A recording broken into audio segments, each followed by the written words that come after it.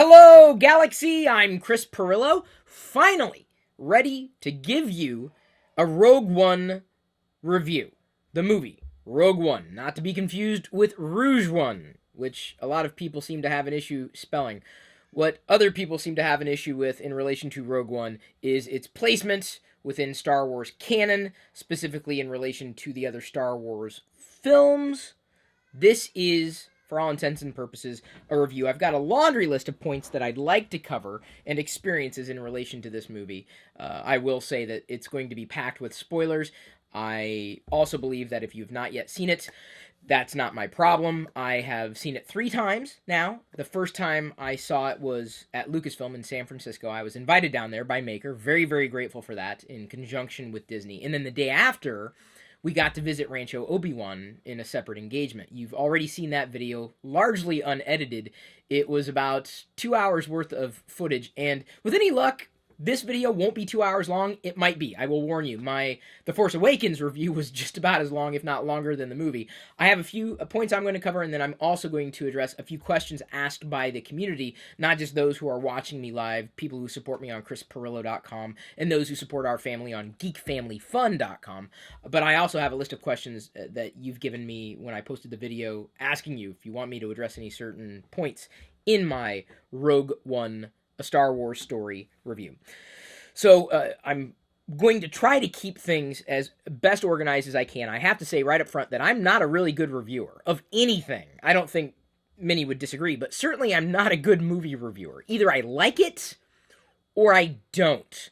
And rarely, if ever, do I not like something from the Star Wars universe, the Star Wars franchise. It would be very odd for me not to like something. I can find something to like in anything if it's related to Star Wars, including the holiday special. I'm a big fan of the Life Day tradition now, and also a fan of that cartoon where we were introduced to Boba Fett. I think in going through my initial list of points here, I'm just happy to have a new Star Wars movie outright. That is thrilling. It's something that the child in me thought was gone forever after Return of the Jedi was released. That was it. That was the end. We'd seen everything kind of come to a close. And, for years, a lot of people latched on to the expanded universe as it was known. Now it's known as Legends. That is a material that's not canon, though Lucasfilm has been dipping into Legends and pulling into or back into canon. I didn't really get into the expanded universe, maybe a novel here or there, but not much beyond that. To me, Star Wars growing up was pretty much the films, and that was it. And then largely with play and with toys. I'm just happy to have a new Star Wars movie. And if it means that I get a new Star Wars movie every year for the rest of my life, I'm thrilled. I can't ask for much more than that.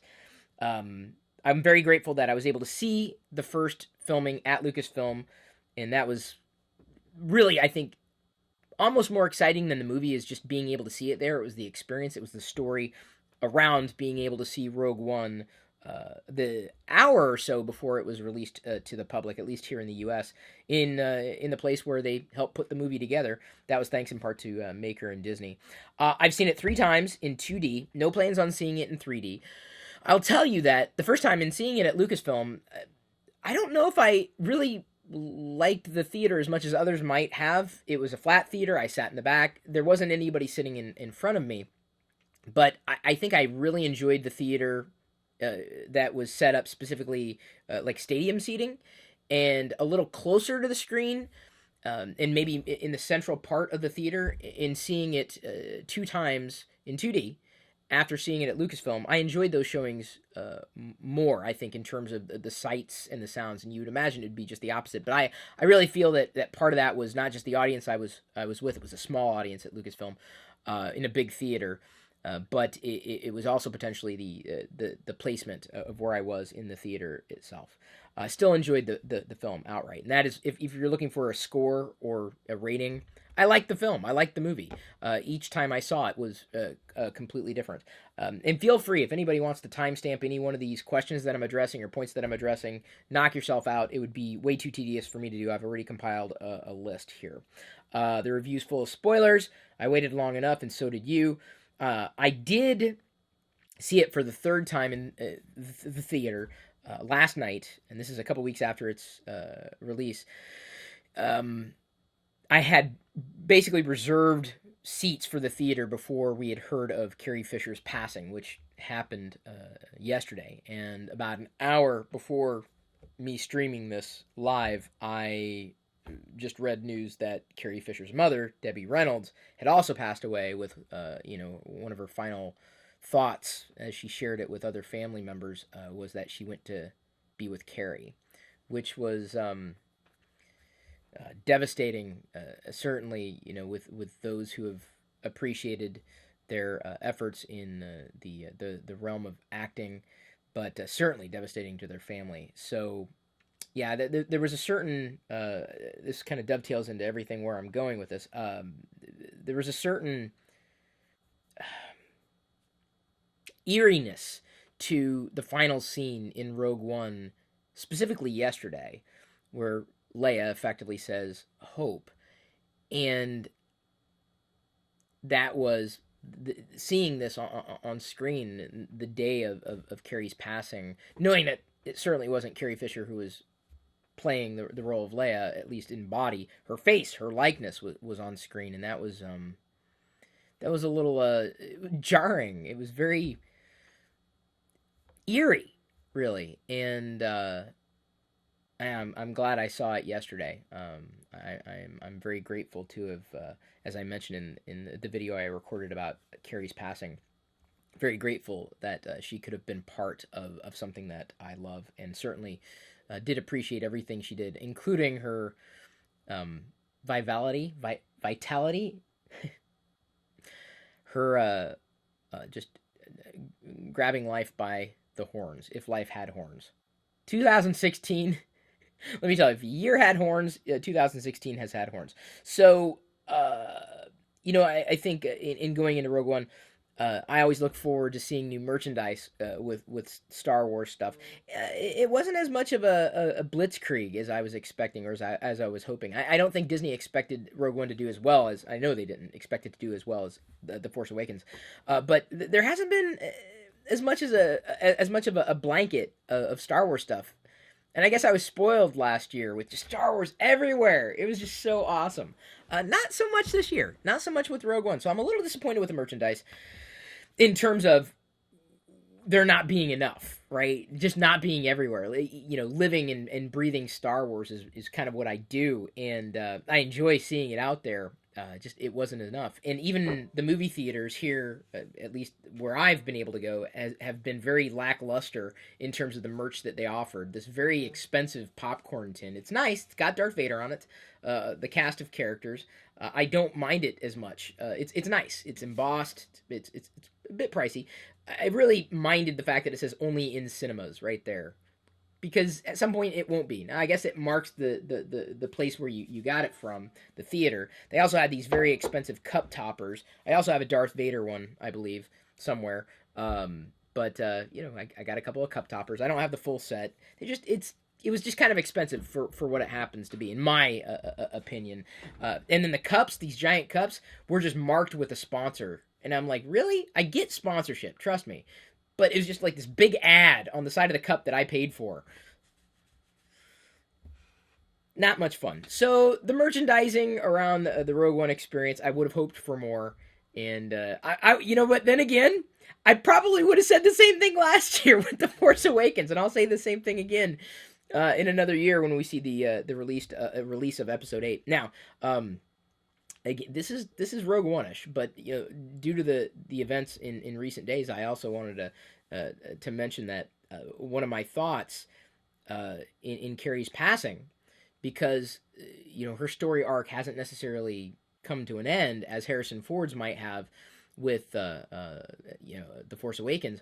It has been noted that Carrie has filmed every scene that she was expected to be in for Episode 8. So that has been done, and that's going to create a very weird experience too. Again, seeing her on the screen posthumously.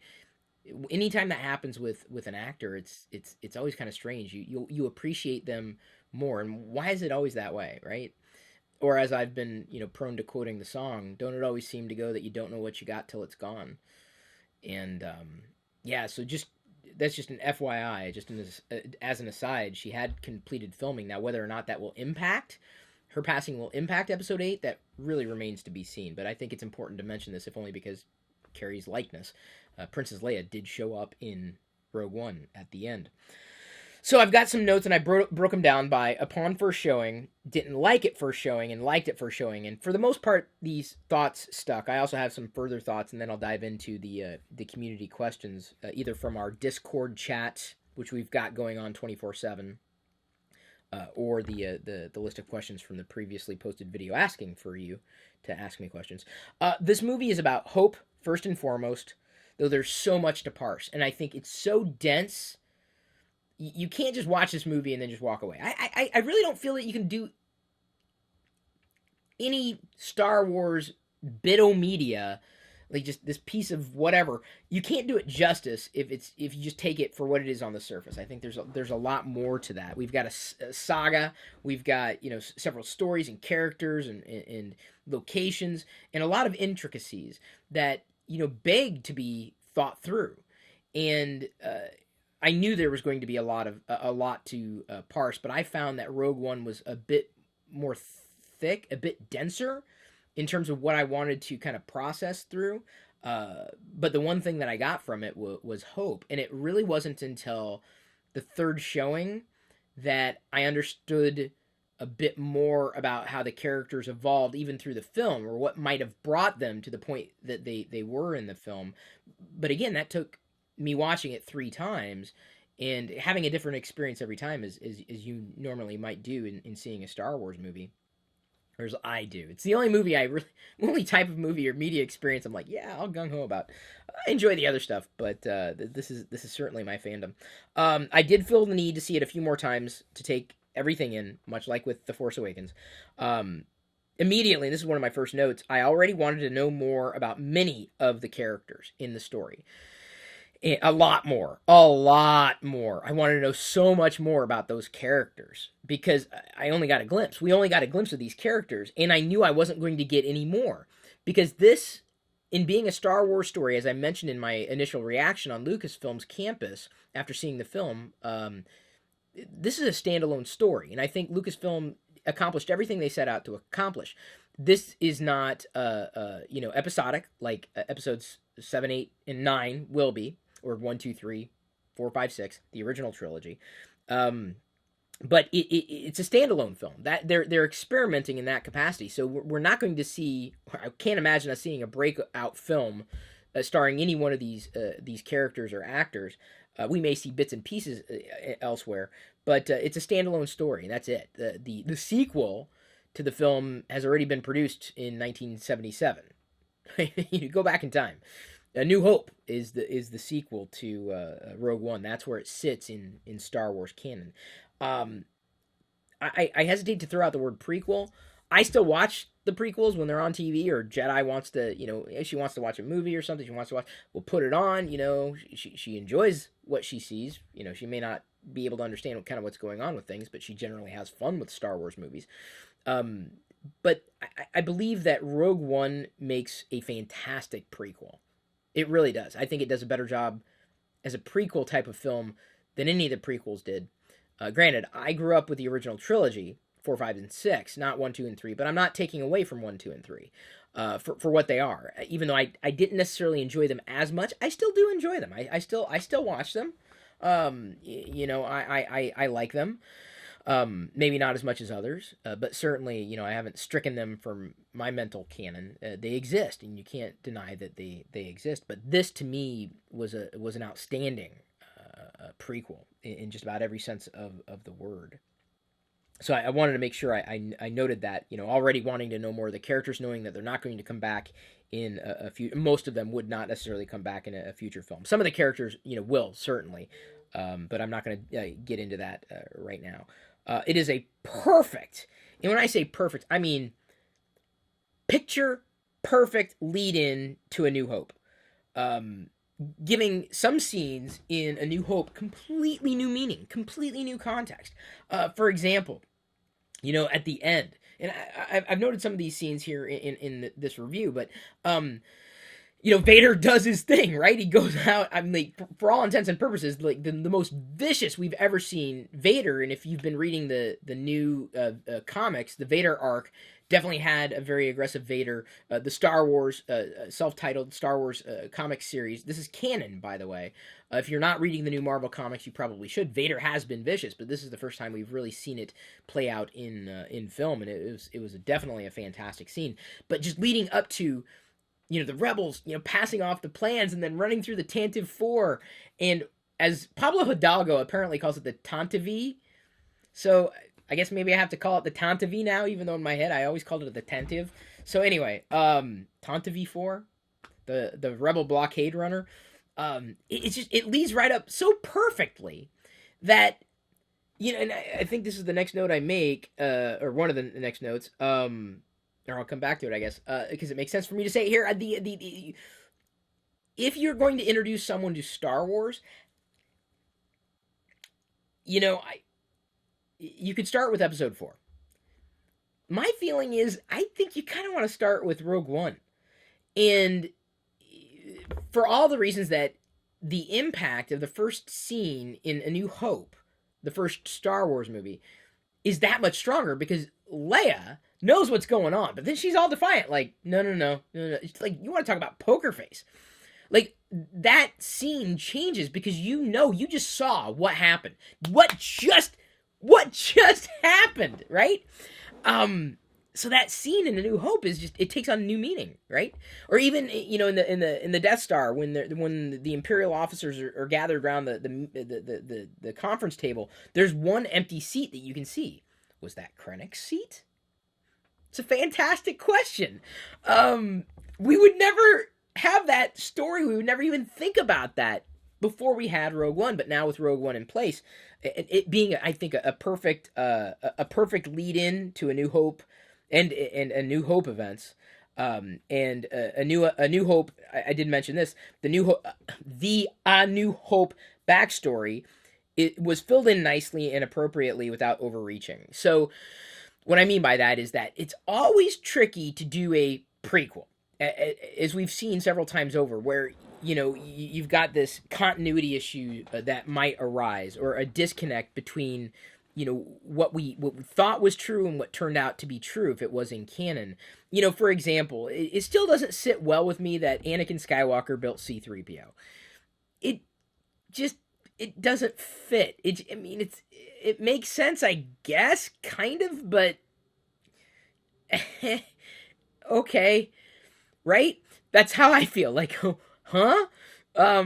Whereas, like with Rogue One, they just filled in. They filled in the story that led into A New Hope, like the crawl. Basically saying rebels just had their first major battle and won against the Galactic Empire. I'm paraphrasing, obviously, but that was Rogue One. Rogue One was basically the first paragraph of A New Hope's crawl, and it just worked. There were very few things that I think jumped out at me in a negative capacity, apart from maybe a couple notes here. I really feel it strengthened A New Hope in a way that I wouldn't have expected. A New Hope became a better movie because of Rogue One. No doubt in my mind. Now you know who those rebel spies were. Or at least, you may know a little bit more about them. So I think the A New Hope backstory was filled in nicely, as I noted. It's different. This movie is different. It was intended to be different. But I have no intent to have the new film top all the others. It's just another story. I'm very often asked, and I'm sure I'll get to the maybe someone will ask a question. What's your favorite Star Wars movie? What favorite? I don't have a favorite. I really don't have a ranking. I genuinely don't. I don't have a favorite Star Wars movie. I really enjoy them all, but for different reasons. And I don't feel that I need to choose a favorite, right? I'm like, who cares, right? Everyone's got their favorite. I enjoy certain things about the different films for different reasons. And, I think, I appreciate Rogue One for different reasons than I might others. It's certainly, I wouldn't put it dead last. I wouldn't necessarily put it number one. It's there. It's just, that's Star Wars to me. Star Wars is just one thing, right? And a bunch of little things within that one thing. So I'm just happy that it's a part of that. I wrote down initially, this is after the first viewing, that this should become the first Star Wars movie you should introduce someone to. And I say that for a few reasons. One, it's a perfect lead into A New Hope, which previously I might have recommended to have them watch that first. But only because now Rogue One is it's a more modern cinematic masterpiece. Um, so they in watching Star Wars for the first time, at least they have better context for what plays out in what plays out with 4, 5, and 6. So now a new order I might introduce someone to would be Rogue One, 4, 5, 6, 7, 1, 2, 3. That would be how I would do it for somebody. It's a bit machete, but not quite. Definitely not quite. The thing that I did note here, I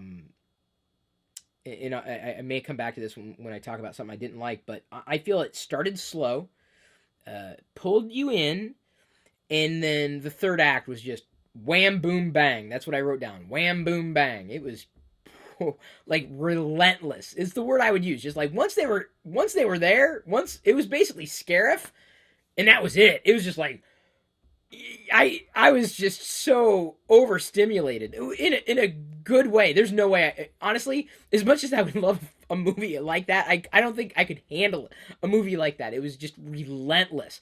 It was such an amazing, I guess, a payoff, if you will. And I feel the same way even with the Rebels cartoon series, where you kind of got to get through the first season to get to the second, and get through the second to get to the third. We're not even done with the third. There's going to be tie-ins between Rebels and Rogue One characters, even, knowing now that there have been tie-ins between Rebels characters and the Clone Wars characters. So, again, you kind of got to get through the first part to get to the second part. I feel that. That it only creates a validity for the second part if you have the first part. So, like I said, it started slow, but then definitely... I feel it was a great choice for a first Star Wars story. We're going to see other Star Wars stories spin out of this because we're talking about familiar events. We kind of knew this happened. We just didn't know how. If anything that made me nervous, it was the fact that we're playing with prequel territory here. But I think it's a good place because we at least had a familiar touch point that we knew kind of what happened. We just didn't know how. And we felt the same way with the prequels, yes. But I think there were better elements in this movie than there might have been with the prequels. Better writing, better directing, better execution of the story. But it was a good choice for a first Star Wars story. The next one we're going to see is Han Solo. I'm nervous about that one because this will happen 2 years from now. I don't know if Alden Ehrenreich can nail a Harrison Ford. I'm careful about this because I feel Ewan McGregor did a fantastic job as Obi-Wan Kenobi, with Alec Guinness, of course, playing an older Obi-Wan. But there was enough of a year difference between the Obi-Wan we knew in A New Hope and the first trilogy and Obi-Wan we knew in the prequels, in the Clone Wars, etc. Enough of an age discrepancy that I could make that mental leap. I don't know if we had enough of an age discrepancy with a young Han Solo because we already had a relatively young Han Solo in A New Hope. I don't know. I remain cautiously optimistic. I'm a bit nervous though. We shall see. But I feel this was a good choice for a first Star Wars story, and can't wait to see other Star Wars stories. It was the warsiest of all Star Wars films. Others have said the same thing. People might have asked, was this what you were expecting? I've mentioned that all I was expecting was that it was going to be a Star Wars movie. It was. It certainly, absolutely was. But I think, and this kind of leads into the things I didn't like about the first showing, and some of these things I didn't like stuck. I wish this would have been a live-action episodic TV show. I feel that Rogue One as a story could have worked better as a live-action episodic TV show. That's my feeling. Because we have this cast of characters, this entourage, and I didn't know enough about many of them, and I wish I did. I really feel that I would have had a chance to explore it in a miniseries. Imagine like an 11-part miniseries. They could still do that. I mean, I doubt they will, because there wouldn't really be a need to, that wouldn't necessarily be addressed in novels or in comics. But I really feel that having an episode, an hour-long episode, kind of showing the Baze, Malbus, Chirrut, Imwe backstory would be fantastic, or even a Baze backstory or a Chirrut backstory in a crossover, and then maybe more about Jyn in her formative years, or Saw, and how he got to that point in these bits and pieces that we've seen in Star Wars canon with Saw, and we haven't even seen all of Saw. There's more coming in Star Wars Rebels. So if you haven't started watching Rebels, you should start. If you haven't started reading the comic books, you should start. The feeling, though, I just felt like I would have been able to latch onto these characters in a deeper way if I would have spent more time with them. Almost like how Serenity and Firefly worked, how the movie and the TV series just kind of worked together. I would love to see a live action miniseries with the Rogue One characters. I really would. Not them together, obviously, but the characters and what brought them there. Even if it was a 6-episode, just like an hour-long episode with each one of the characters, I think would just make Rogue One even better, right? I'd feel more invested in the characters. Movies don't always accomplish that, but we're talking about so many things that are going on that I feel that it would have worked better as an episodic TV show. Not to take away from Rogue One as a film for what it was. I just feel it would have worked better. It's my feeling. And it's also made me hungrier. So hungry for a live-action Star Wars TV show. Oh, I'm so hungry for it. I get Rebels. I get it. I love the fact that it exists. I love it. I love it. But I need a live-action Star Wars show so badly. So badly. I need an Agents of S.H.I.E.L.D. for Star Wars. Oh, gosh. What they're doing with Marvel, I think they could do with Star Wars. I feel it. The Force is... I'm strong with the Force. The Force is with me. Right? Is that what Chirrut and Baze say? I can't quite commit it to memory yet. Okay, so now I'm going to go into... shifting gears slightly, I'm going to go into some of the things I didn't like at the first showing. When Dr. Evazan, or Rufu, and Ponda Baba had their run-in at the Jedha Market, it was a little jarring. Like, I was kind of taken out. Like, really? Like, kind of like... it just didn't fit. It didn't work for me, and it was a little off-putting the first time I saw it. The second time, I was better. I was better with that scene. Third time, I kind of accepted it. I'm like, all right, okay, that's kind of cute. But the first time, I was like, I really didn't like it, because I didn't get why, apart from like total fan service. And I guess I feel it could have been stronger without it. I feel that The Force Awakens did fan service in a more organic capacity. For example, in the Force Awakens, when Finn knocks into the space chess table, what's the name? Not Sabak. Oh, come on! It's right on the tip of my tongue.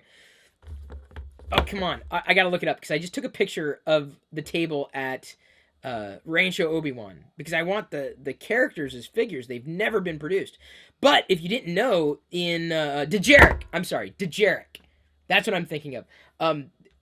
There's actual in the Enclave, the hideout for Saw Gerrera and his gang. There are actual physical pieces on the Dejarik table. So I think there's a possibility we can see some actual physical figures of Dejarik. Anyway, when Finn knocks into it and it lights up, that was organic. Or when he's going through the bag and he pulls out the remote that Luke played with the trainer. Like, that, to me, it was organic. It fit. Running into Evazan and Ponda Baba, it was like, it just, yeah, I guess it kind of fit because Jedha Market, kind of dangerous, right? But it just, it didn't work for me. I don't know. But it was a nice nod to fans, and I guess I'm okay with it. But it didn't make me happy. I was definitely not happy. Someone's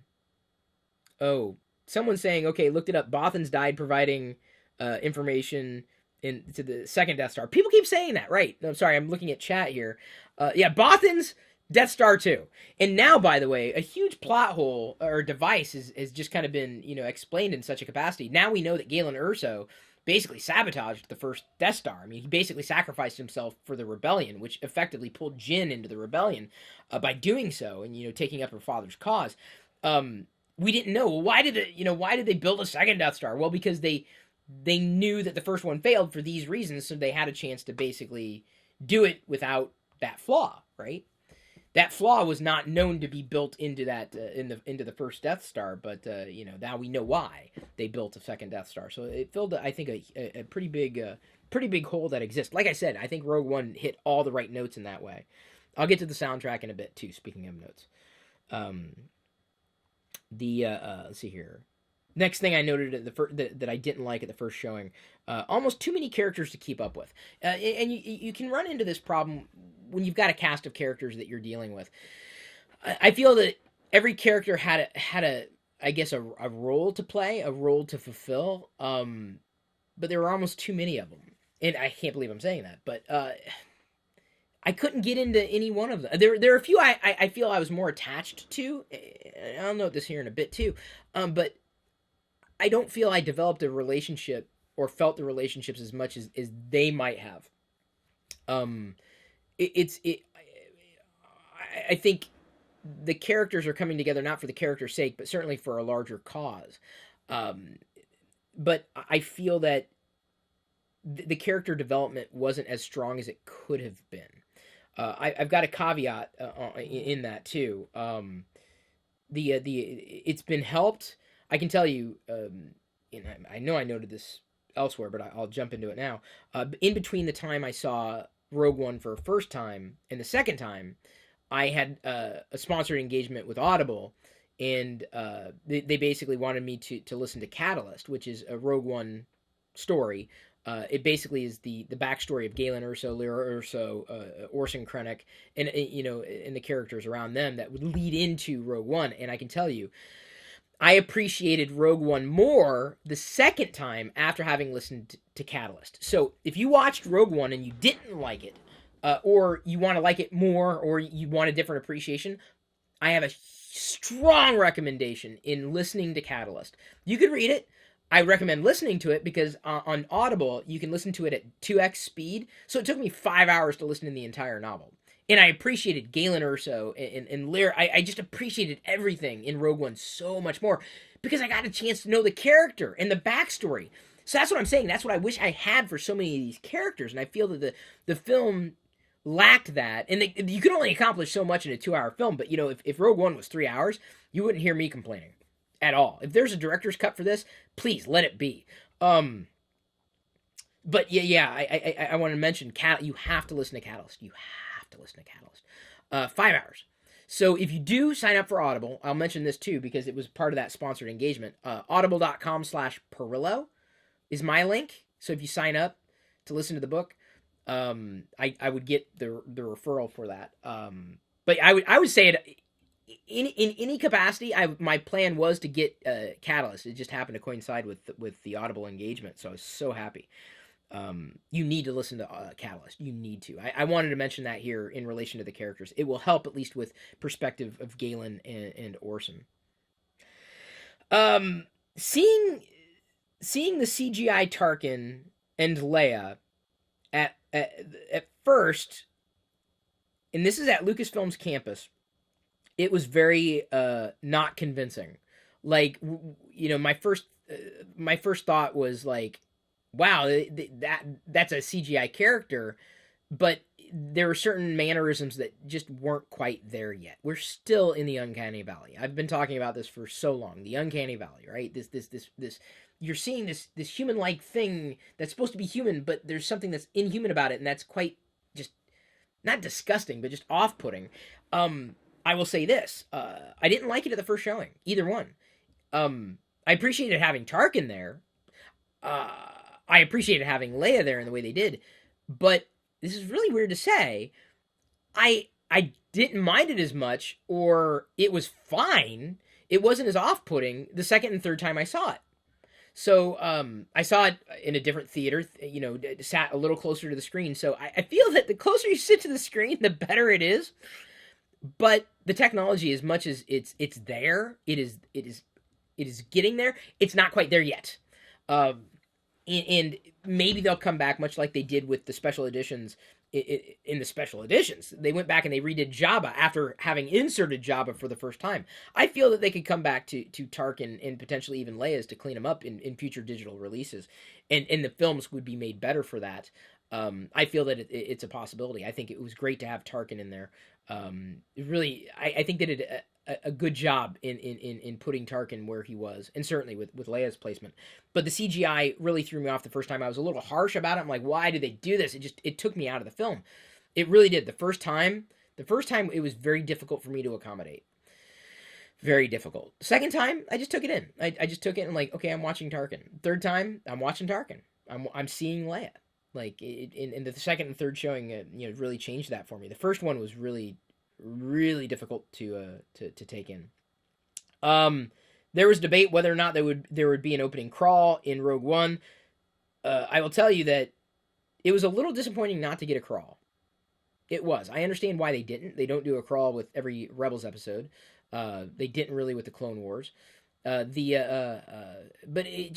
it sets the tone so much, and I love the fact that it just Lucasfilm fades out and then immediately, and then Krennic's shuttle flies in the planet. But if you didn't know, I think it was just a perfect way of doing it. Like initially, when Krennic's shuttle's flying in, dun dun dun dun dun dun dun dun dun dun dun dun dun dun. I'm horrible with that, but I'm not a musician, so that I'm doing my best to do Krennic's theme. I'll do it again for you later if you ask nicely. But you notice how the light on the rings of the planet it was illuminated in such a capacity that it was almost like a Star Destroyer coming in at a point. I really think that was a visual callback to A New Hope. So just watch it again. You'll see the shade of the rings being this point. I thought it was just, I got it right away. I'm like, that was cool. That to me was a nice echo. That was a nice echo. And I'll get back to the soundtrack later because I got a little bit on that. But on to the other things I didn't. I like that part. Didn't like the fact there wasn't a crawl. It really threw me off for a while. Like I had to pull myself back in and say and think, what am I watching? What am I watching? But by the third time, and I may make note of this again in the future, the first time I saw it, I knew I was watching a Star Wars film. The second time I saw it, I really liked the film a lot more than I liked it the first time. And then by the third time I saw it last night, it felt like I was watching a Star Wars film. I had accepted that mentally. I had accepted that I'm watching. This is my Star Wars family. This is now a part of my Star Wars canon. Last night, that's how I felt. I don't know how else to explain that. Like just watching characters. That's my character. That's Star Wars. Yeah. That's Admiral Raddus. Yeah, or General Raddus. Hang on. Give me a moment. I need to consult my Star Wars Rogue One: The Ultimate Visual Guide, which, by the way, you need to pick up immediately. A lot of interesting tidbits and details. Pablo Hidalgo is another person that you need to be paying attention to as a part of the Star Wars story group. Matt Martin as well, as a few others. Let's see if I can find Raddus's page. I thought I had Raddus's page. Maybe it's not going to be as easy to pull up. I just love visual books. Ugh. Love this book. Picked it up almost immediately. I can't find his page, but let me turn to another book that Lucasfilm just sent, as a matter of fact, The Rebel Dossier, Star Wars Rogue One. One of the books that they sent. They sent a couple others. I'll show you in a bit. I'm trying to pull up. It's Admiral Raddus, I want to say, voiced by Stephen Stanton, who you need to be following as well. He voices so many great Star Wars characters. Admiral Raddus of the Rebel Navy, right there. So anyway, this book, by the way, I just got it today. From Lucasfilm. It's written from General Aaron Kraken to Mon Mothma. That's how it's written, like a dossier. It's pretty neat. I like that idea. I think I would like it as a younger adult, but I like it now, even now. I mean, it's very visual, it's very fun, and it's very Star Warsy, very Rogue One-ish. So I know I'm supposed to be talking about the things I didn't like at the first showing, but I'm also dovetailing to the things and how they evolved after the second and third showings. In the first showing, there was one point, I will tell you, sitting at Lucasfilm, I wasn't sure where they were going with it. Midpoint. Like, I was like, as I mentioned in the beginning, it started out slow. What's going on? And I would say that I felt that it must have been about midpoint. They were still on Jeddah.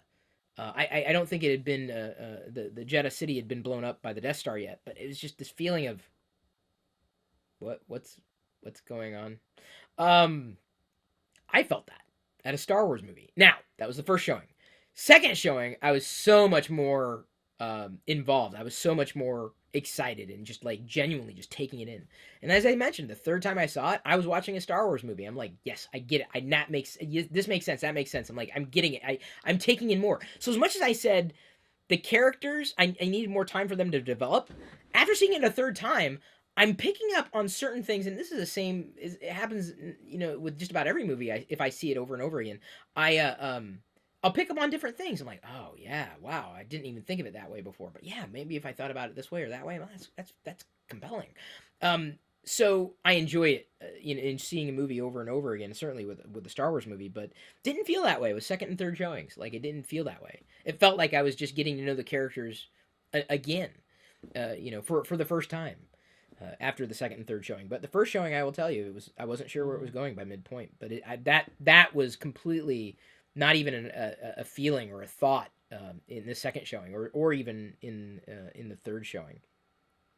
And by the way, I had not similar feelings with The Force Awakens, but the second and third showings, I had similar feelings in relation to The Force Awakens. It just gets better the second time you see it. One thing I will note in The Force Awakens, and I'm not trying to compare, because there effectively are no comparisons, and I do make a note of this coming down here. I know I do.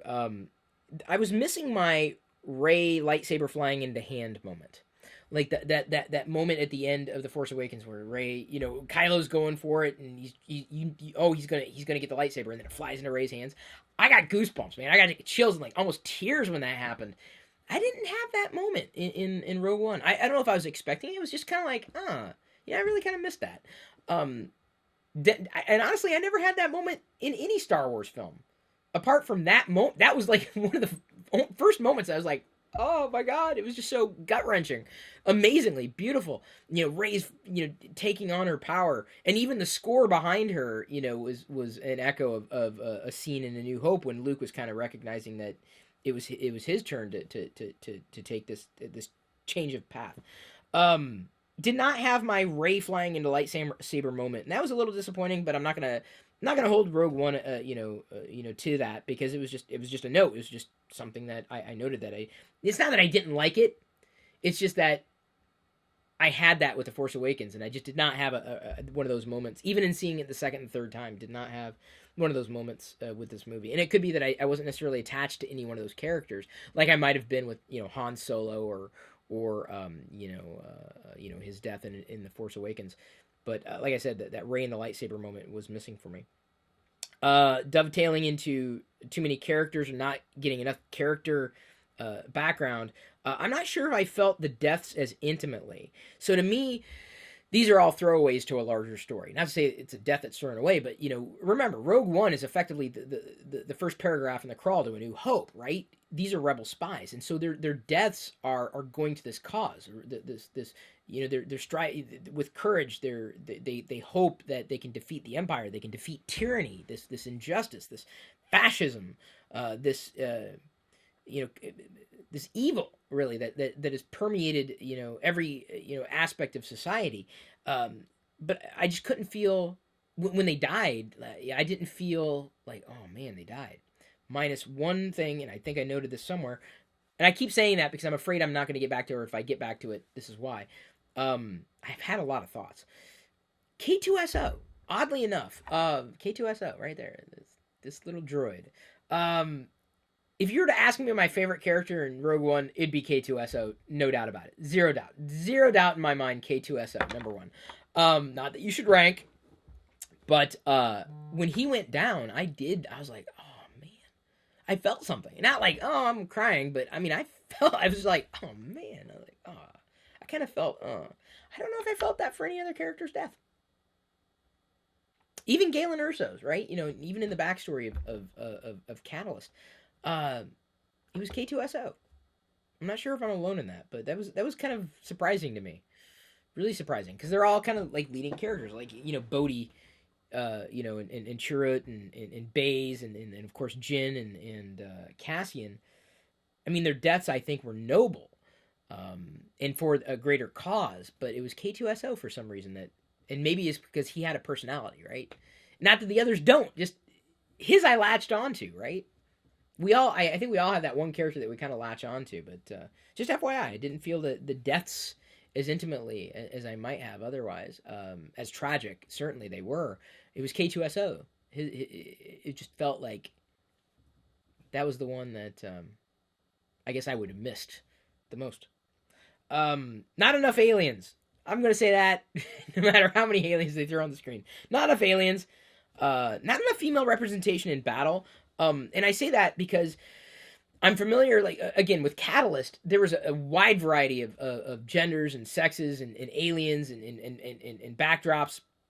And then in Rogue One, there wasn't. I mean, like the scientific crew was all pretty much white males in Rogue One. In Catalyst, like, it was just aliens and females. It was just a mix, right? And so I feel that I think Rogue One missed on that mark, not having enough aliens. Certainly, that's my feeling. But not having enough of a better balance between the two, for a lot of different reasons.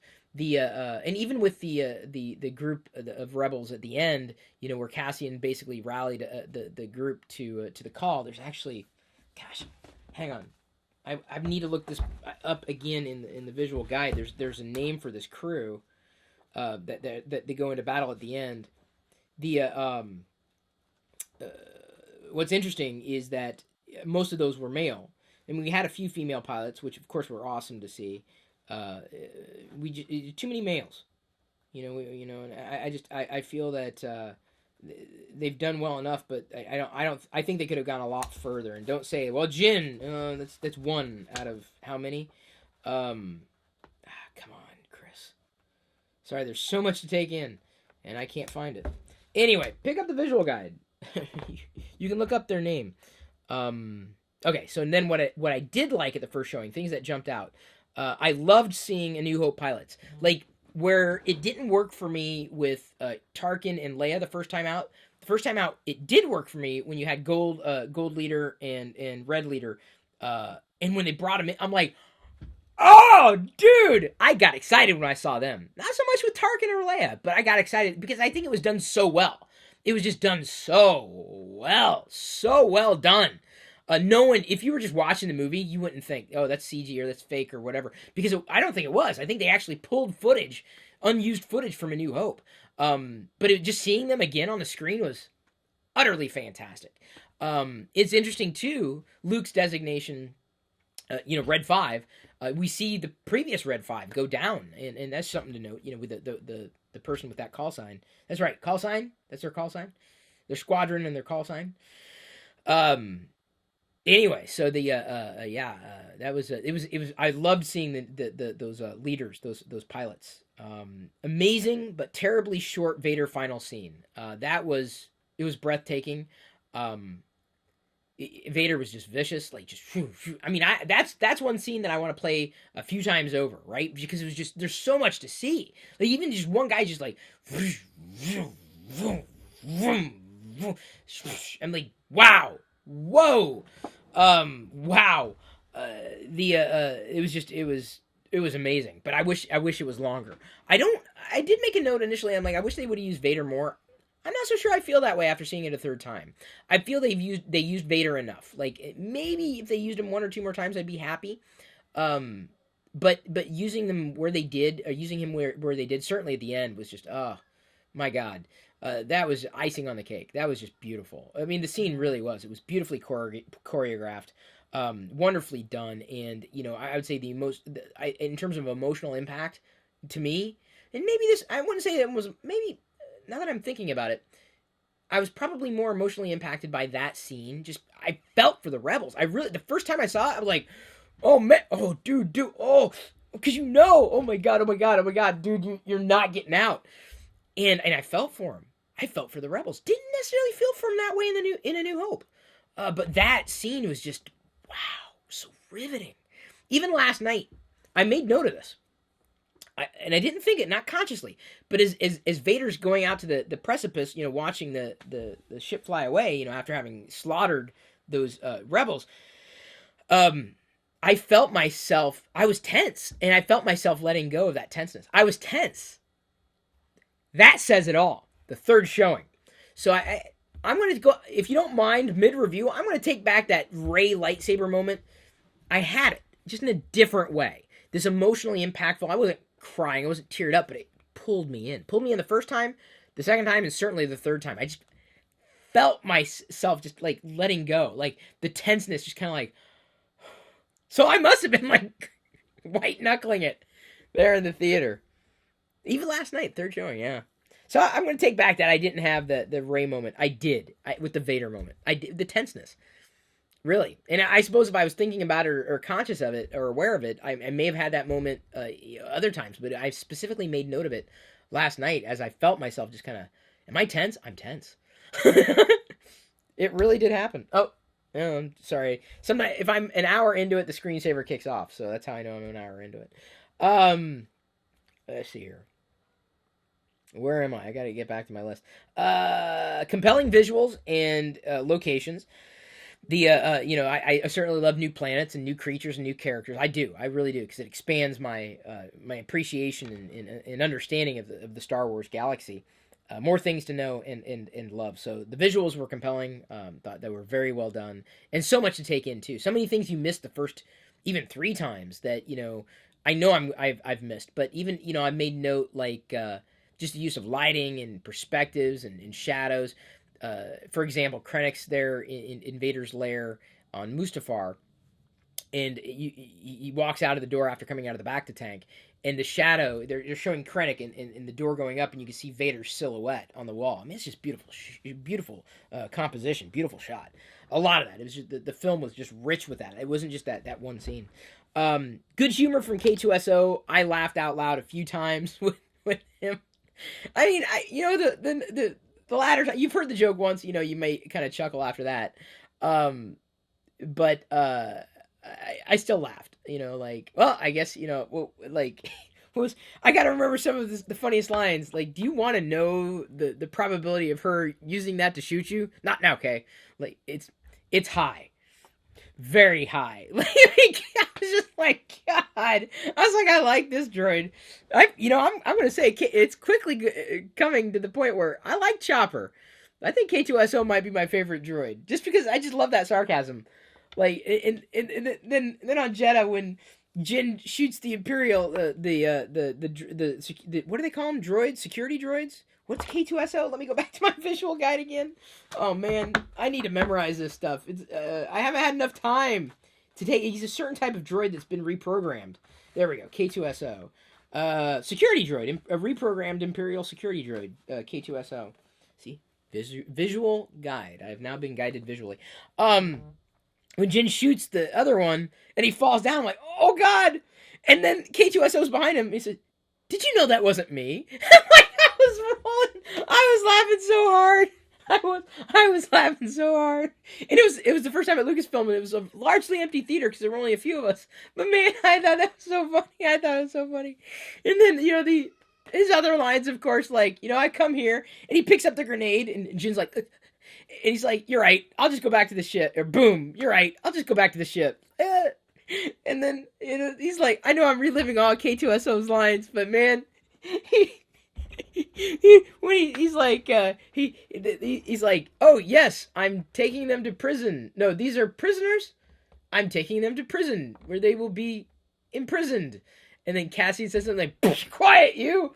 And there's a fresh one where that came from, or whatever it was. I'm like, oh man. I mean, all the way through. I mean, some of his lines that were meant to be funny I don't know if they hit me as deeply as they did others. But maybe that's why I really feel that, and I hesitate to say death, but his demise, his downfall, it hit me the hardest, because I just liked the character almost immediately. I liked K2SO. Can't say that about many other droids. I grew up with 3PO and R2, but I wouldn't say they were my droids. But man, dude. Alan Tudyk nailed K2SO. I would love an hour-long gag reel with K2SO or Alan Tudyk. I am serious. Man, that was just perfect. I will go as far as to say best droid in a Star Wars film. Gonna say it. I know it's gonna stir up a lot of controversy. I'm gonna say it. Best droid in a Star Wars film. Absolutely, bar none. That's my feeling. That's how I feel. I really liked K2SO a lot. I really did. I laughed out loud many times. I appreciated the Rebels nods as well as references. They called General Syndulla, which is interesting foreshadowing because at this point in the Rebel series, she's not a general, so she eventually becomes a general.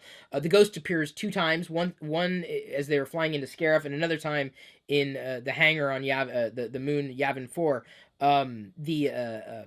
The Rebel base there. It shows up there. Chopper also shows up. So there are like 4 touch points to Rebels, at least known. And then, of course, Saw Gerrera is going to be in Rebels in a different capacity earlier on in his life. But yeah, it was nice to see Rebels there. It's just like, not just like fan service, just kind of like, okay, they're really connected. And this is canon. Like, if you want to know more and you love Star Wars, you owe it to yourself to watch Rebels. You may not be the demographic for it, but I mean, it's decent. It's solid, man. I enjoy it. I really do. Maybe I enjoy it with Jedi, but it's Star Wars. It's another thing Star Wars to kind of take in and appreciate. The epic third act battle made Return of the Jedi battles look tame by comparison. I mean, in retrospect, man, like I haven't watched Jedi since. I mean, maybe I did watch a brief amount, but really haven't watched Jedi through and through since seeing Rogue One. But man, it was like I said, Rogue One was relentless, not just cinematically, but just like Return of the Jedi was good, solid, but I think it's going to be tame by comparison to the third act with what was going on in Rogue One, more so than with Return of the Jedi. Maybe that's just with the visuals, but I thought there was a lot of action going on. I liked seeing the planet names on the screen. Some people didn't because it was different, right? Like, well, you're not supposed to do that in a Star Wars movie. Star Wars stories are different. Get over it. I kind of got over it, right? Like, no crawl. I would have liked it, but yeah, okay. The seeing the planet names was helpful. I mean, I would have probably been worse off if I didn't see the planet names. Wobani, by the way, is an anagram for Obi-Wan. Did you know that? Wobani. Anagram. I liked the planet names. Glad they didn't do the this is Chirrut Emway. No, I'm glad they didn't do that. But the planet names, I think it was good. I really genuinely do. I feel it improved the film. I'm glad they didn't do it for Mustafar because they would have ruined the scene. Like Mustafar, right? But I feel in the sense that Vader, that was where Vader was effectively born. On Mustafar, certainly where he lives, and it would have ruined that moment of who's in the back to tank, right? Or, what's going on here? Pardon me. It made me reflect on my own relationship with Jedi. I'll be honest, and this happened the first time and the second time, more so than the third. But Galen's relationship with his daughter, and maybe this has really helped with the second time after listening to Catalyst. You hear a lot about Galen being torn as his father figure, pursuing the career and the goals with science and his family and wanting to support his family and of course his daughter and this love for his daughter and of course his wife. There's certain moments he calls her Stardust, which I think is a beautiful pet name. Which you learn about that reference point in the Catalyst book. Those moments. There were moments like that. It must have been Jyn when she was dreaming and she remembered him, or like flashing back, possibly by way of the through being aided by the Kyber crystal, remembering a scene on Coruscant. With her mother and her father and Krennic, and her father comes in and basically has this touching moment with her, and so she remembers her father fondly.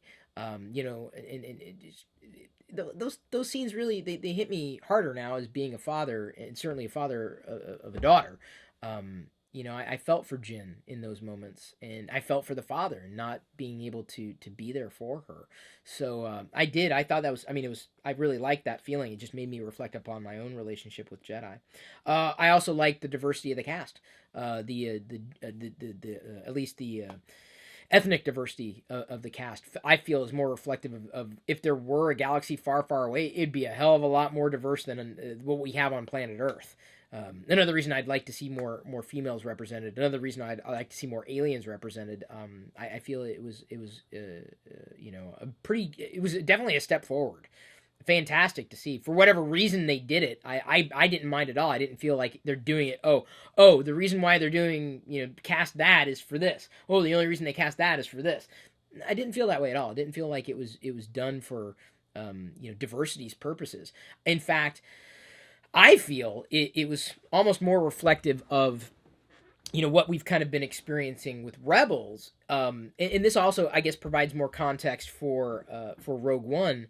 Some people didn't get this. If you haven't seen Rebels, you don't know just how oppressive the Empire has been, how prolific it's been, in the sense that it's everywhere. It's everywhere. You cannot escape the Empire. Occupied territories everywhere. They're they rule with fist.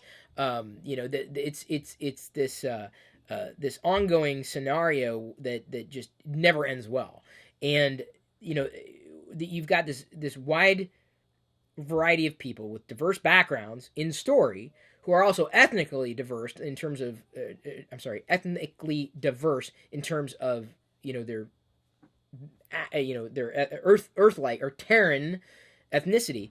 And it just worked. It really worked. I mean, you've got a diverse population fighting the Empire. You've got a diverse population here on planet Earth that is fighting and continues to fight the problems with things that come up that I don't want to get political, but suffice it to say, I don't think they meant to be as political with Star Wars, and Star Wars is a very political storyline, but there are definitely a lot of allusions you could draw, if you wanted to, between what's happening here on Earth and what happened in this story specifically in rising up against evil and coming together, even with a diverse background. But I did appreciate the diversity of cast and didn't feel like it was just done for being done's sake. Jedi, you can't come in here, baby. I'm doing a Rogue One review. You haven't seen Rogue One. I don't know when you're going to see Rogue One. Hun, do you have her? Yeah. Great. Because I can't entertain her at the door and continue this very long review at the same time. Baby, I can't. Maybe in a bit. Do you want to play with a toy? Yeah.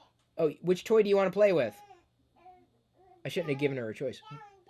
That one being what, baby? You got to point and be more specific. There are a lot of toys in here, baby. Okay, which toy, baby? I can get you a toy. I got toys in here. Oh.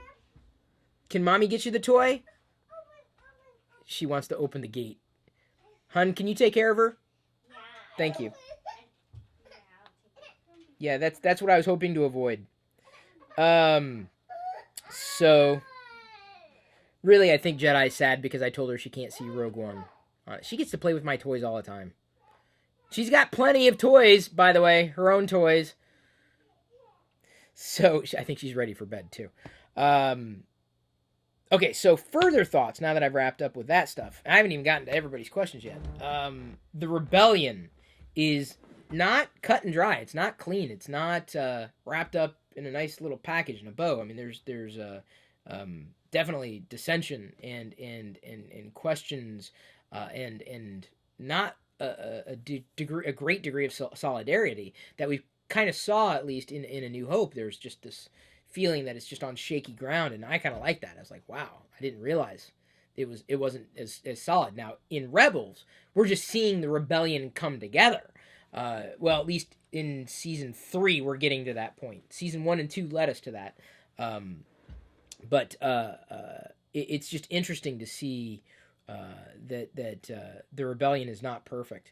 That even in coming, it took this battle, the result of getting the Death Star plans to kind of coalesce around the idea that they had the ability and they had the power and they had hope. Again, that to me is it's central to understanding this film. It's about hope, and so they didn't have hope. They really didn't. I mean, maybe the hope for hope, or that's what they had to. The rebellions are built on hope. I mean, the hope was the crux of what made this story work. Jyn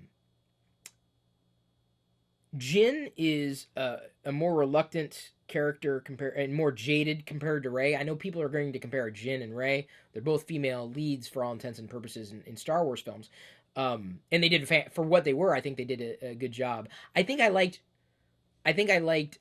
Rey's portrayal, or I guess Rey's characterization on screen, at least in Episode 7, more so than Jyn's. Not to say that Felicity wasn't convincing in spots, but I kind of, and maybe I've got to, maybe I had to see it a few more times, but I started to unravel a lot of this last night in understanding what Jyn's motivations were, and why she was so not wanting to join this fight, this rebellion, herself rebelling against it. um I don't hold that against Felicity in terms of how she was portraying it, but it just a different character. She's just a different character entirely than Rey. Just it was just a note. Not that anybody would make the comparison, or I would hope no one would make the comparison, because you really couldn't make the comparison. Um, but yeah, it was interesting. I think Felicity's performance. The third time I saw it, it hit me more that what the character was kind of going through, more so than before. And I think reading the novelization or listening to it will help even further. I did question the first time, did Chirrut sense it was time to die through the Force? Because like he goes for the master switch, and there's still some fudgy parts. It makes sense that they had to. I still have some questions, right? Like Chirrut needed to throw the switch, but they needed to throw the switch because Bodhi said you need to throw the switch because Cassian said you got to throw the switch to get the communications out to let them know what was going on. But I guess the reason that they needed to let them know what was going on is that they didn't have the Death Star plans, but were going for the Death Star plans and needed to communicate back to the planet. And they hadn't communicated back to the planet until Bodhi had said that there was support there. I think that's the connector I was kind of missing. That's where, like I said, some details got a little murky, because remember, they flew off as Rogue One for the first time with they didn't know. No one knew what was going on. No one knew what was happening. No one knew where they were really effectively. So I guess that was the reason the communications had to be reopened outright. But so Chirrut throws a switch. He would have known though through the Force to be able to dodge the explosion theoretically, or did he know? This is a question for you. Did he know it was time? Did he know he had served his purpose, and they were all kind of marching into death? And I think the soldiers understood that they were likely marching into an impossible situation. I don't know if Bodhi knew that. I think he had this not reluctance. I think Bodhi had hope. I think he believed that he was nervous about it, but he had a strength and a resolve that he was going to see it through, and he believed that it was possible until that final moment. I think if anybody was shocked that it was that this was it, I think it was Bodhi, because of the motivations and because of the character and that development. Cassian was nervous, but he'd been in tough situations before. I think he kind of knew, certainly towards the end when Jyn was kind of going after Krennic a second time to kind of basically kicking him while he was down. Jyn, I'm not sure if she knew that she was going into death. I don't. I think she realized it though at the end when they were basically in the elevator and kind of staring at each other. And I think it was Jin's theme that was playing at the time. They were kind of looking into each other's eyes, and I don't know what they were thinking outright. I don't think it was love. I really don't. I think they were basically saying this is it. This is it. We're not going to be able to get off. And I don't think that get off the planet. That is. I could be wrong. I could be mistaken. I haven't read the novelization. I don't necessarily know. But certainly when they hit the beach and the explosion and everything, that was it. Then they really, really knew. So yeah. Did Chirrut sense it was time to die? Because K2SO went first, so there had been no feelings there. And then it was Chirrut next. Yeah, Chirrut, Bodhi, and then that's when Baze kind of kicked in. And then, of course, Cassian and Jyn.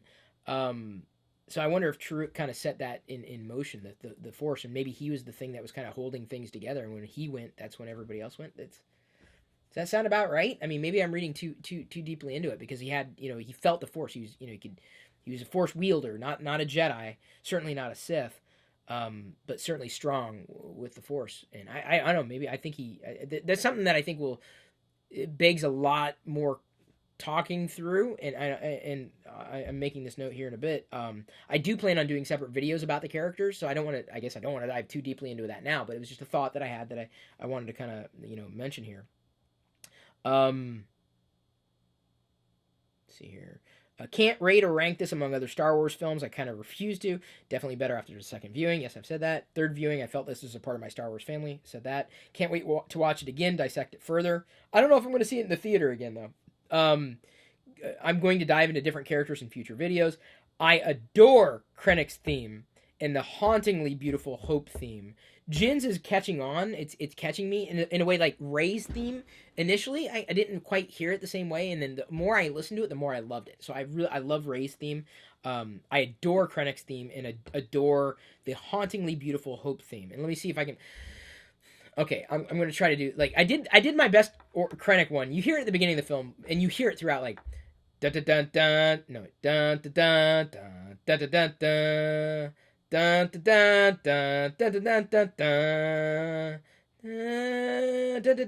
dun dun dun, something like that. Krennic's theme, dun dun dun dun. Now, more so than Kylo Ren's theme. Kylo Ren's theme is like very simple, like dun. Wait, okay, wait. What's Kylo Ren's theme? I'm sorry, I'm in Rogue One mindset.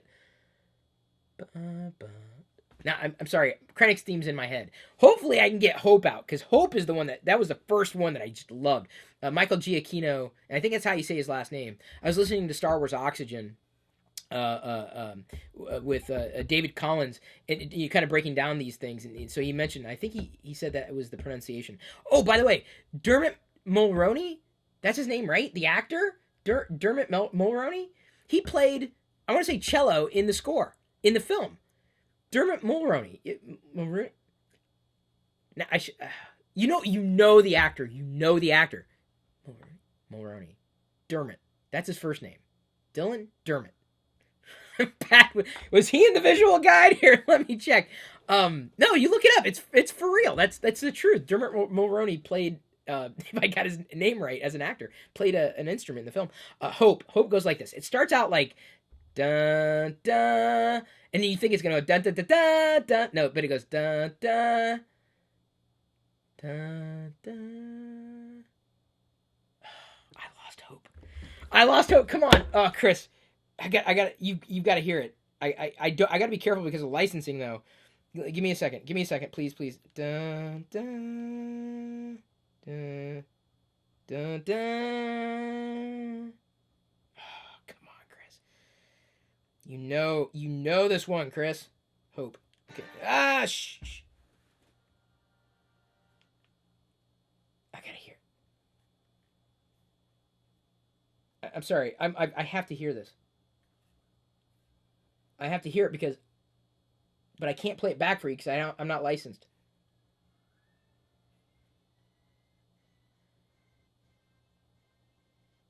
No, that's not it.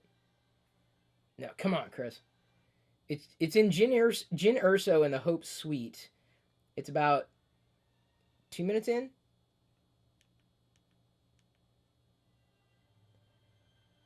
Almost. Oh, come on. Here we go.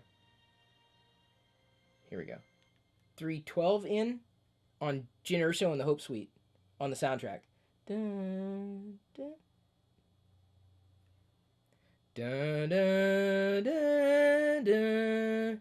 You know that one? Dun, dun, dun, dun, dun, dun, dun, dun, dun,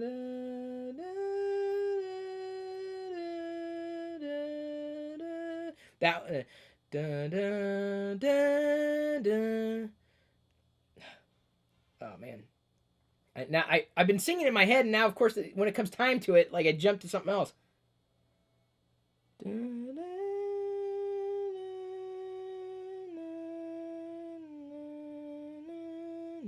That one. You remember that one? It's at the beginning. It's like when Rogue One splashes, they basically play it in a very staccato way.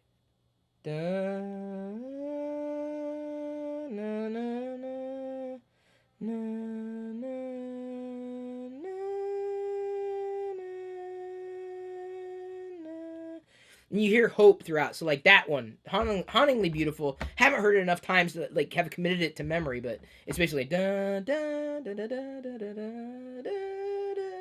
da da da da. Like, that's basically how it goes. Just look it up.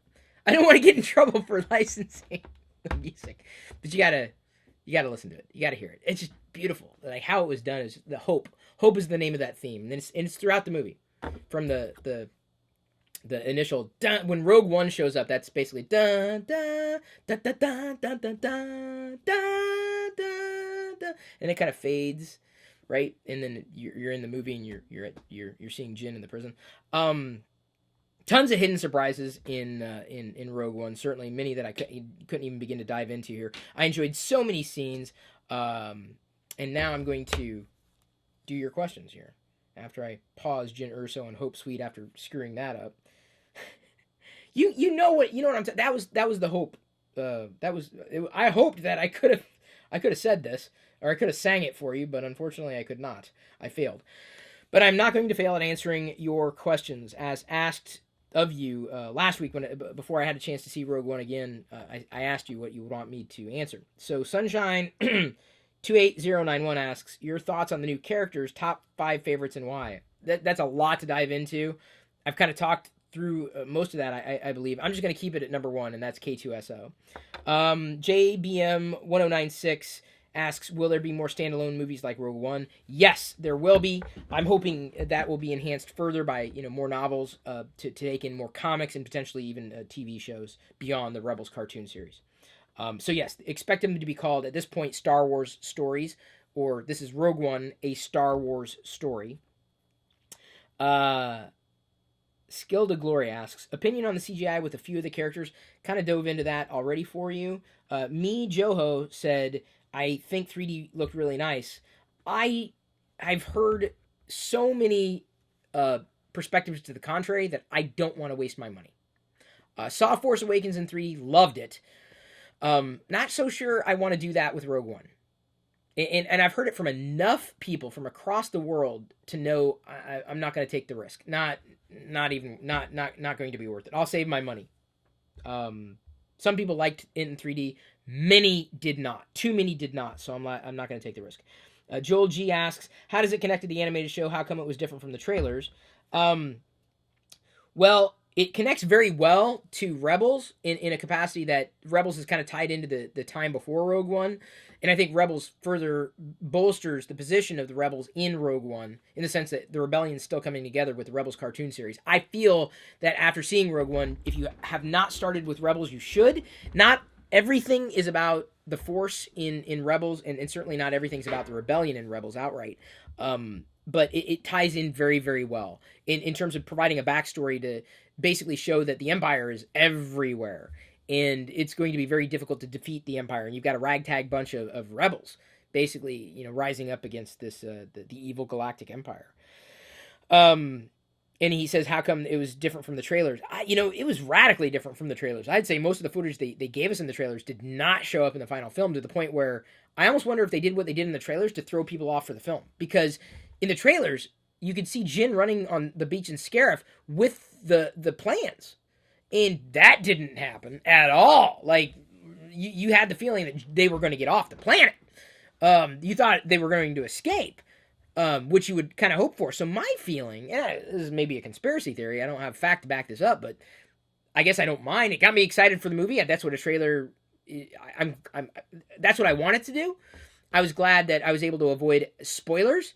So happy I was able to avoid spoilers, even that way. I didn't even want to watch the trailers over and over because I just did not want to ruin those moments for me. So I'm not disappointed. I feel that it's great subterfuge. It got me excited. The trailers did everything they needed to do. It didn't take away from the film. How many people actually remember the trailers, right? You might, but it could be because of the reshoots. It could be they were throwing people off. I really don't know. My feeling is they were throwing people off, and I'm fine with that. Pinder Productions asks, I'd like to hear your thoughts on the soundtrack. Well, you kind of heard me trying to sing through it. Very, very nice. I like the soundtrack. I think not being a John Williams soundtrack score, I think it was a fantastic job. Michael Giacchino basically was a huge Star Wars fan and listened to the original album on LP back in the day. Remember, we couldn't see the films, over and over again like you can these days. So I think he was a perfect composer for this film. Love Krennic's theme. Love the Hope theme, even though I can't always cite it by memory. Let's see if I can do it again. Dun, dun, dun, dun, dun, dun, dun, dun, dun, dun, dun, dun, dun, dun, dun, dun. Something like that. Krennic's themes. Dun, dun, dun, dun, dun, dun, dun, dun. Love that. Good soundtrack, good themes throughout. Jyn, I haven't quite committed to memory yet, and it definitely moves things, moves things along. Cat Reads asks, "Is there anything that was missing that you would hope would be in the movie?" I would have liked more Vader time, but I would have. I can't believe I'm going to say this. I wish it was longer. That's the one thing I wish I was hoping in the movie. I wanted more character development in the movie. There's so many characters. I wish I had more character development. But there's nothing that I was looking forward to that I missed because I wasn't looking forward to anything apart from this being a Star Wars film. Ryan Bullock asks, "I'd like to hear your thoughts on Vader's castle about the very ending of the movie. Personally loved it, and that is the Vader I always wanted to see on the big screen." Oh, and Vader's castle and about the very ending. The ending was epic. I mean, it was breathtaking. I'm like, that's just like, wow.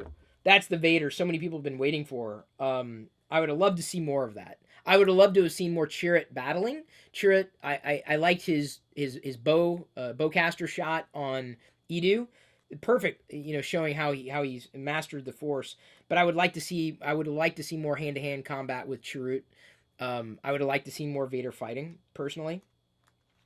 Okay, so reason why I'm flipping through the book is that there's a certain quote about Vader's lair on Mustafar, and apparently, according to this is canon. The visual guide is canon. The Emperor wants Vader there. The Emperor wants Vader on Mustafar, and specifically in the Stark environment. He believes it's good for Vader, effectively. And I'm misquoting outright, but that's effectively what was in the book. And I was going to get the exact quote, and I can't find Vader's page. You'd think I'd have it memorized, but I have not. Did they do this in order of appearance? No. Come on. I will quote it. Please give me just one moment. It's broken down wonderfully. I probably should flip to the table of contents, huh? And I may give up on it in just a second because Galen. No. This has got to be it. This Star DS1. No. Darth Vader. There we go. Thank you for bearing with me. I should have been flipping for you here. Vader's personal abode is an obsidian tower on an inhospitable world. It is by the Emperor's design that Vader lives in such an unforgiving environment. Vader's attendant, Vanee, and I don't know how to say that name, it's Vanee with an accent mark over the second E, visits Vader as he meditates within a rejuvenation chamber, the bacta tank. The stark modern structure is built over an ancient castle full of dark secrets. And that would likely be on Mustafar there. So it's by the Emperor's design. Kind of interesting. So that's in the visual guide. That's why I had to pull it up. Thank you for bearing with me there. Thank you for bearing with me to this point in the video. Wayback Tech says, "Is there a difference between the one shown at Lucasfilm and the one released in the theater?" No, not really. Apart from, I think, my position in the screen, the type of screen, and the sound, and the immersion. Second, do you think it was a mistake for this to technically not be a part of the original Star Wars trilogy, even though it kind of is, but isn't? No. No, I think it's fine. In fact, like I said, I think they did better with this. I think Rogue One is a better prequel than the prequels in terms of story, in terms of being a film. Standalone notwithstanding, I feel it was a better Star Wars movie. Though I do enjoy the prequels. Some people love the prequels, but this was a better one for me. The Daily Dan says, "Can you tell us your thoughts on Saw Gerrera and the Darth Vader scene at the end? Also the squid monster thing that Saw Gerrera had." Well, I'm gonna say too much because I want to come back to doing character videos soon. But Saw Gerrera showed up originally in the Clone Wars, so if you want a good backstory on Saw, you should watch that particular arc.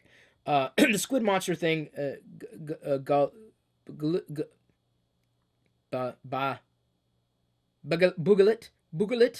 was that Bugalit, something like that. Saw Gerrera was kind of paranoid and out of his mind, so he likely used the Bugalut. That's from memory. I don't know if he was in the ultimate visual guide, but I think it was just to make sure that Bodhi wasn't lying and that Bodhi wasn't hiding something else. And so Saw was being very protective, and he was obviously not. Saw was not quite there, and he even made reference to that. One tends to lose one's mind. Like he was a radical to begin with, and just a little kind of worse for wear. So I think the squid monster thing, if you will, was there to protect Saw, to make sure that he wasn't going to let someone too close to him that would ultimately be intentionally be his demise, to the point where he was questioning Jyn's arrival as to, have you come here to kill me? Is that what's going on? Yeah, Saw is definitely, he's seen better days. I think Saw is out of his mind. Tommy NC 2010, hey, caught Rogue One. It was awesome. My question: do you still have the World Heavyweight YouTube's championship belt? Yes, I do. Thank you for asking. That's not really a Star Wars question, but I'll take it, Tommy. How do you feel? And we only selected a few of the questions here, not all of them that were asked. How do you feel that they still haven't explained why Vader is super slow in A New Hope? Also, his suit slightly different. Can you look past that? Do you know all the Vader's castle info? I don't know all the castle info yet. Perhaps the novelization has a bit more. The visual guide gives you that little snippet that I just read. In terms of its suit being slightly different, it was slightly different between A New Hope, Empire Strikes Back, and Jedi. So they actually, and I actually learned about this in a behind the scenes, they made Vader's suit in Rogue One kind of an amalgamation of his suit in A New Hope and Empire Strikes Back, or Jedi, that was a bit more polished. So it was kind of like in between. The theory is that in A New Hope, the reason why Vader's suit is, battle worn, is that he wears different suits for the occasion. So he knew he was going into battle. He was going to wear his battle worn, uniform, or his outfit, his whatever you would call it, his suit. So the difference is that not a big deal. In terms of the discrepancies between him on in Rogue One doing and then in A New Hope, my only feeling is, certainly at the beginning when he's kind of calm and all the rebels are falling, he's let his rage out, right? He had his fit. He's like, all right, like I'm calmed down, I'm calm, I'm centered. I got to work on getting the plans right. So that could be why he was a little slower, a little more calculated at that point. That he got his rage out. He still had rage, but he was controlling it, which you would imagine that a Sith Lord shouldn't. But that's one way of explaining it. In terms of his battle with Obi-Wan at the end, I'm not sure if I've necessarily thought about it too much. The way that you could look at it is, well, Kenobi was moving slow because he was older. Vader might have been moving the way he moved to counter Kenobi's actions, and Vader wanted to defeat Kenobi, but he also wanted to have a battle with him, right? So Vader was, if you will, Vader might have matched Kenobi's moves at the end of A New Hope because he wanted to battle. This is remember, like they'd not seen each other effectively since the battle on Mustafar. They're fighting, but in a very calculated capacity compared to the battle that Vader just fought against these rebels. This very energetic, attack. Maybe he was matching Kenobi's moves because he wanted this to last. He wanted that moment to last. I'm thinking about it way too much, but I guess that's how I would think about it. And it's possible that he wanted the moment to last, and then when it was time to strike, he's like, "That's it, Kenobi, you're gone," and then Kenobi disappears. That could be. It's an explanation. I don't know if it's canon, but it's an explanation. What are your thoughts on the ending of Rogue One? Perfect. I'm sorry, Catherine Sherwood asked that. Donnie St. Pierre asked the previous question, if I missed the name. The Star Wars Critic 2003, who's your favorite character? K2SO. Juanito Cabales asks, why did they all die? They kind of needed to, and I don't mean this in a bad way, but you don't see a lot of them again. And honestly, I think their sacrifice means more when they marched into their own death. Some of them knowingly, some of them not wantingly, but it just makes their sacrifice that much more impactful to know that they gave their lives specifically so that the rebellion could have the Death Star plans. So, I mean, there were good reasons that they did not make it. A New Hope notwithstanding, I think the movie would have been. As a standalone movie, I don't know if Rogue One works. That was I thought, Rogue One could be successful if it was a good standalone movie. I don't know if it's a good standalone movie. It's a good Star Wars movie, though. So I don't know if it would have worked if I didn't know anything about the Star Wars fandom. I'd be like, okay. It only makes sense if you're kind of pulled into the entire Star Wars experience. Star Wars Nerd 101, what is your favorite scene or moment in the movie? I'm going to have to go with that Vader scene. It was just so tense, right? I keep hammering that, but that's true. Tyler Huang asks, some people wish that Vader was more in the movie. I do wish he was, but at the same time, he would have sucked the air out of the movie, right? It's another reason why I'm glad they didn't use too many of the characters too frequently in the Force Awakens. Han Solo, was had a lot of screen time, but he's also gone now. I thought that was an appropriate balance. If Vader dominated the movie, I don't know if it would have worked as well. I'd still like to see a Vader standalone film. I'm not alone in that, and I think it is entirely possible. Oh man, a Vader standalone would just be oh man, it was so cool.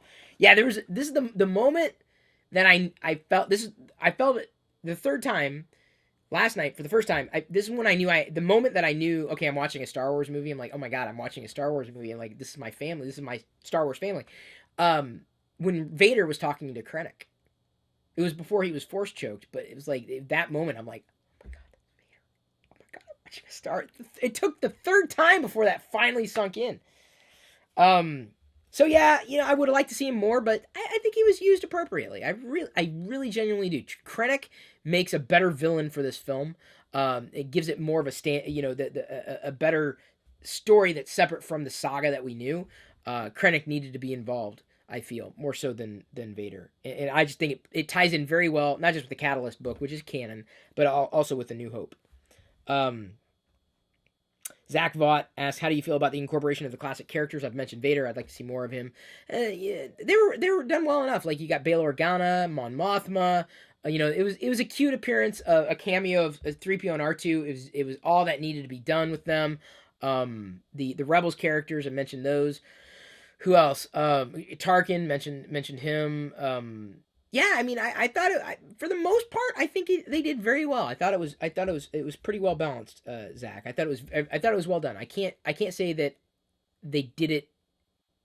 They could. I don't think they could have done it better. For how it was done, I thought it was done well. Hugh Miranda says, "Where does Rogue One stand in your personal Star Wars movies rank list?" I don't know, man. Can't tell you. Not outright. I don't know. I mean, Star Wars movies on, here, there, and everywhere. And I'll watch a scene or two and get up and, I got to do something else. But I love it all.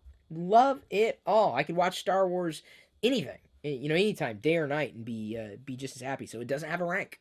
I'm a horrible reviewer, really am. Everyone's asking for rankings. You're not going to get them from me. People asking again about the deaths at the end. I kind of mentioned that. I don't want to beat that to death there, so to speak. Mr. Gretzky 9966. I'd love you to cover all the main rebel leaders, who they are, and why you don't see much of Darth Vader or Emperor. Because it wasn't a Darth Vader movie. If anything, it was a Tarkin precursor as to why he was on the Death Star or running the Death Star and who built the Death Star. You get a little more backstory about who built the Death Star. I had a kind of in listening to. I'll tell you again. Listening to Catalyst was very eye opening. I'm like, really? So if you want to know who, not just Orson Krennic directing who built the Death Star, but who the physical labor of the Death Star, the first Death Star was, you need to listen to Catalyst. I'm not going to ruin it for you. I kind of had a moment when I found out. Also, in terms of you needing to know all the main rebel leaders, my recommendation is pick up the visual guide. It's a quick read.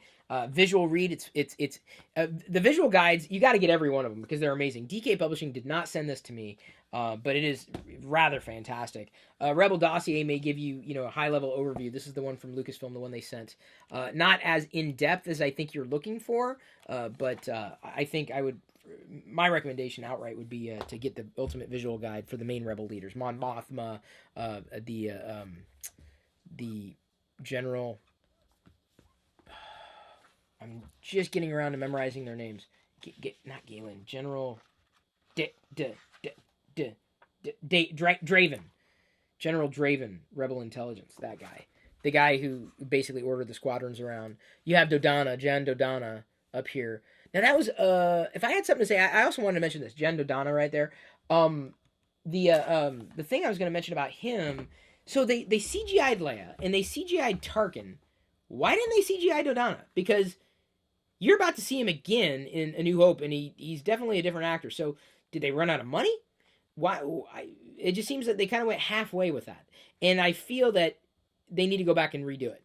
I'll be just flat out honest. That's one thing that I think they slipped on. They really slipped up on. Not that I feel it takes away from it any more than seeing a very plump Tarkin at the end of Revenge of the Sith isn't throwing me off too much. I do think they need to go back to Revenge of the Sith and they need to redo that Tarkin face. I think there needs to be, and I'm fine with them going back and fixing these things outright. Sorry, I'm going through the book because in the visual guide there's the Alliance High Command. That when I say go to the visual guide, it's going to do it just as better than I can, giving you, information on some of the characters that you saw, like rebel senators there for the rebellion and their backstories. Very, very helpful. The visual guide. It's like essential reading after you see a Star Wars movie. All right. Let's see here. As someone who has never seen the Star Wars, would you recommend this movie to me, and does it have Han Solo? Asks Mitch Crane. That's his handle. He's been a supporter of mine for some time. Not the real Mitch Crane. That's his handle online. Yeah, I'd recommend it. But if you're going to watch Rogue One, prepare to watch Rogue One, A New Hope, Empire Strikes Back, Return of the Jedi, The Force Awakens. You have to be prepared. You have to be prepared. Back to back to back to back to back. Even if it's one night. You can't just watch Rogue One and get it. That's it. Like I said, I don't think it works as a standalone movie, and I don't think it was meant to work as a standalone movie. It's just meant to work as a standalone Star Wars story, supportive of the others. As opposed to a certain degree, Agents of S.H.I.E.L.D., which works in complement to the entire MCU, is enhanced by what happens in the MCU-driven movies. It's not... Rogue One is not a good standalone movie. It's a good standalone Star Wars story. Syntaxis Dan asks, did you love Donnie Yen as much as I did? I really liked him. I enjoyed some of the things that he said, like when they put the bag on him, like, are you kidding me? I'm blind. Like, I was like, oh man. I almost missed that joke the first time. I'm like, oh man, that was him. I would like to have seen more of him. I think he was, he said the right things at the right time. He mentioned to Cassian, like, I think you're walking around with the prison inside you, or something. I'm paraphrasing, of course, but very perceptive. Sometimes I was trying to read his face, wondering, well, I wonder what he's thinking, right? Another case where I think a novelization could help. I would have liked to have seen more of his character, but I understand with a lot of characters, you can only spend so much time with any one of them.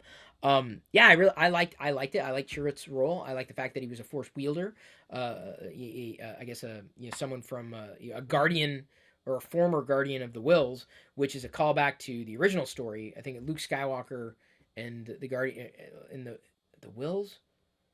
Journal of the Wills. I think that was the original title, Journal of the Wills. Whills, Whills. But I did like Donnie Yen. Donnie Yen was Chirrut was a good character. Amazing battle.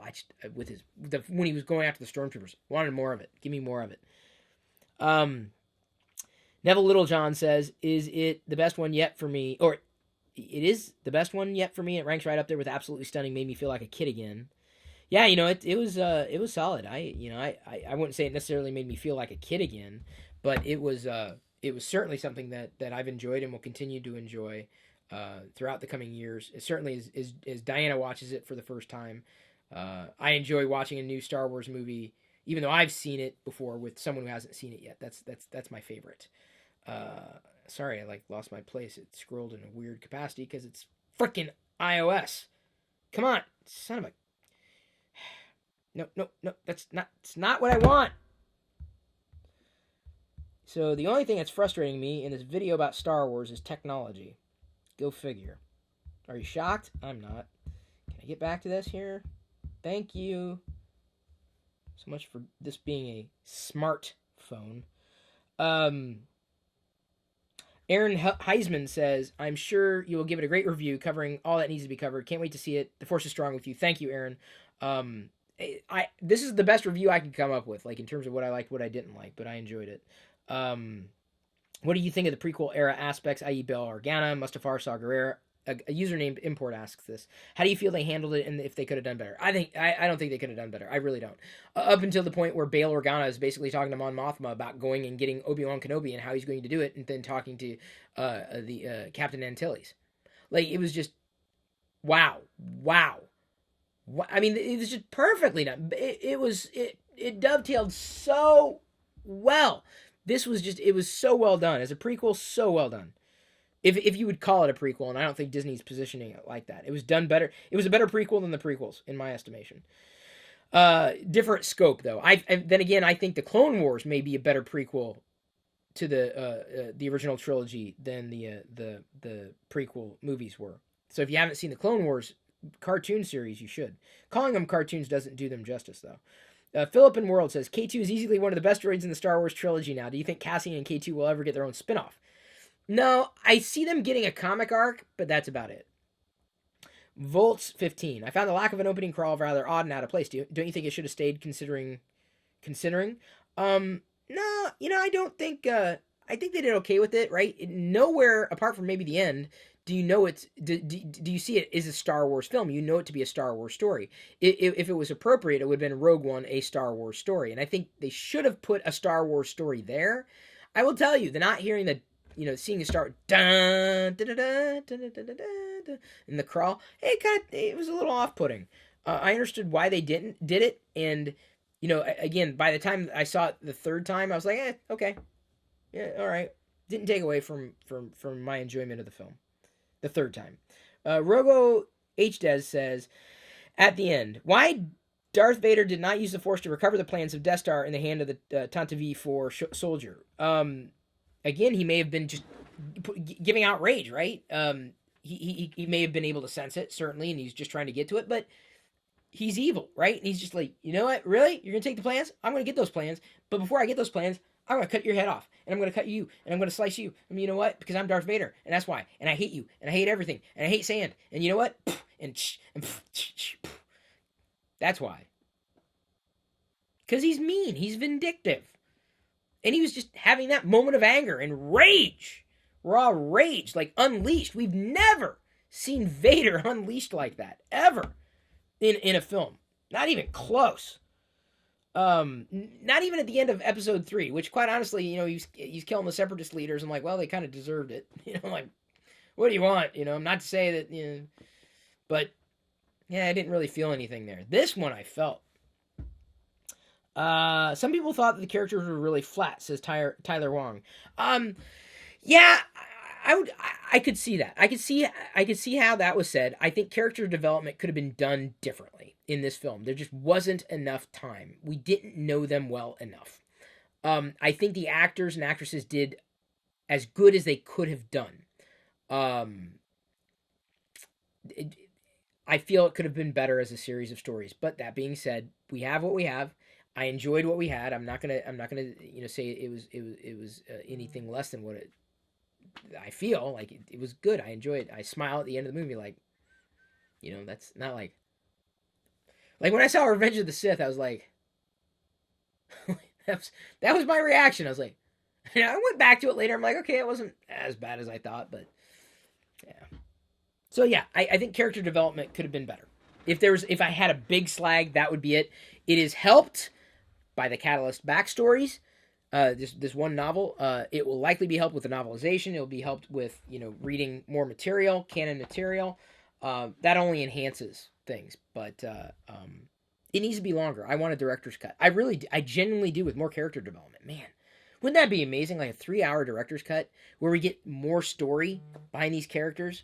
Not just the performances, right? Just I feel that the characters themselves need more backstory. The performances I don't feel were flat. If there was a performance that kind of fell flat for me, it's possibly Jyn.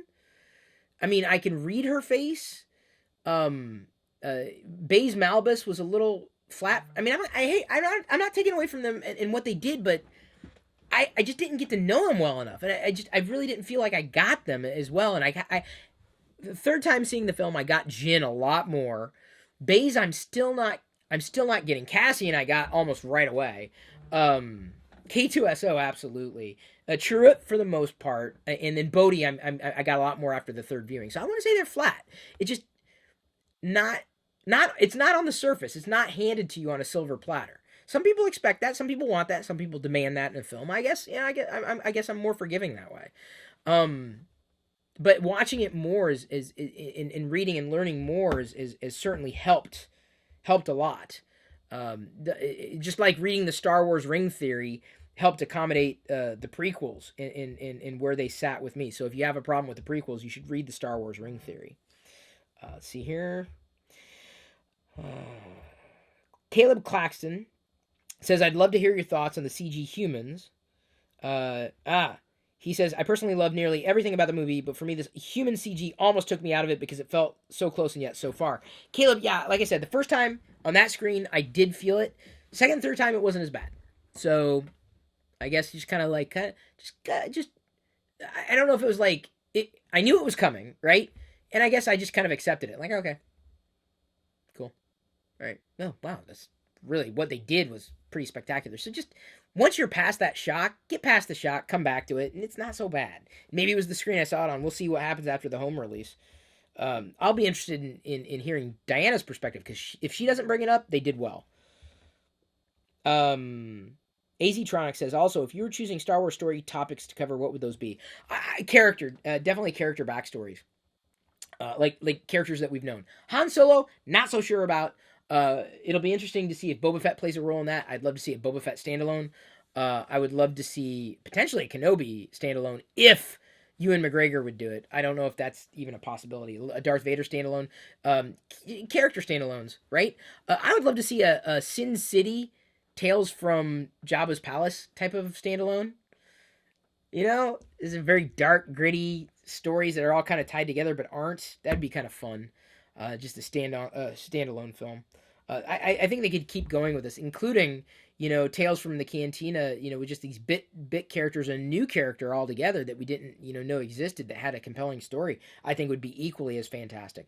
Kind of like Rogue One, we're telling the story of the Death Star, but we didn't really know a lot of these characters up until now. Stu Vlog says, I saw it, but I felt like it could have been a lot longer. Yes. A lot darker. Yes. And polished if it were given more time. Yes. I felt a bit disappointed, and I'm a Star Wars fan. The music was all over the place, in my humble opinion, too, but I need to see it again. See it a few more times. See how you think about that. I don't feel the music was all over the place. I feel the music was appropriate. I wasn't disappointed. But I do agree with you on it being a lot longer and a lot darker. Although it definitely stepped into that territory. The moment Cassian shot that effectively what was a spy, I was like, whoa, this character from the rebellion, he's got a line, is like, it's the rebellion's number one. And that really showed a lot about Cassian's character, and I really kind of appreciated that. So I agree with some things, and I don't agree. And now the app is doing the same damn thing as it was doing before. Pardon as I refresh this darn screen. Best smartphone. iMarkovic 1995 says, my question is, do you prefer Rogue One or The Force Awakens? I enjoy both, but for different reasons. I don't know. I guess maybe between the two, Force Awakens is definitely more bubblegummy, and that's not a slag. I enjoy it. And Rogue One is more gritty and more thinky. And I like that. I like them both for different reasons. You don't have to I don't think it's one over the other. I don't know if I have a preference. Because I enjoy it a lot, you know. I don't know if I really don't know if I have a preference. If you're asking me, what do you want to watch most now? Now I'd say Rogue One. Ask me again in a couple years.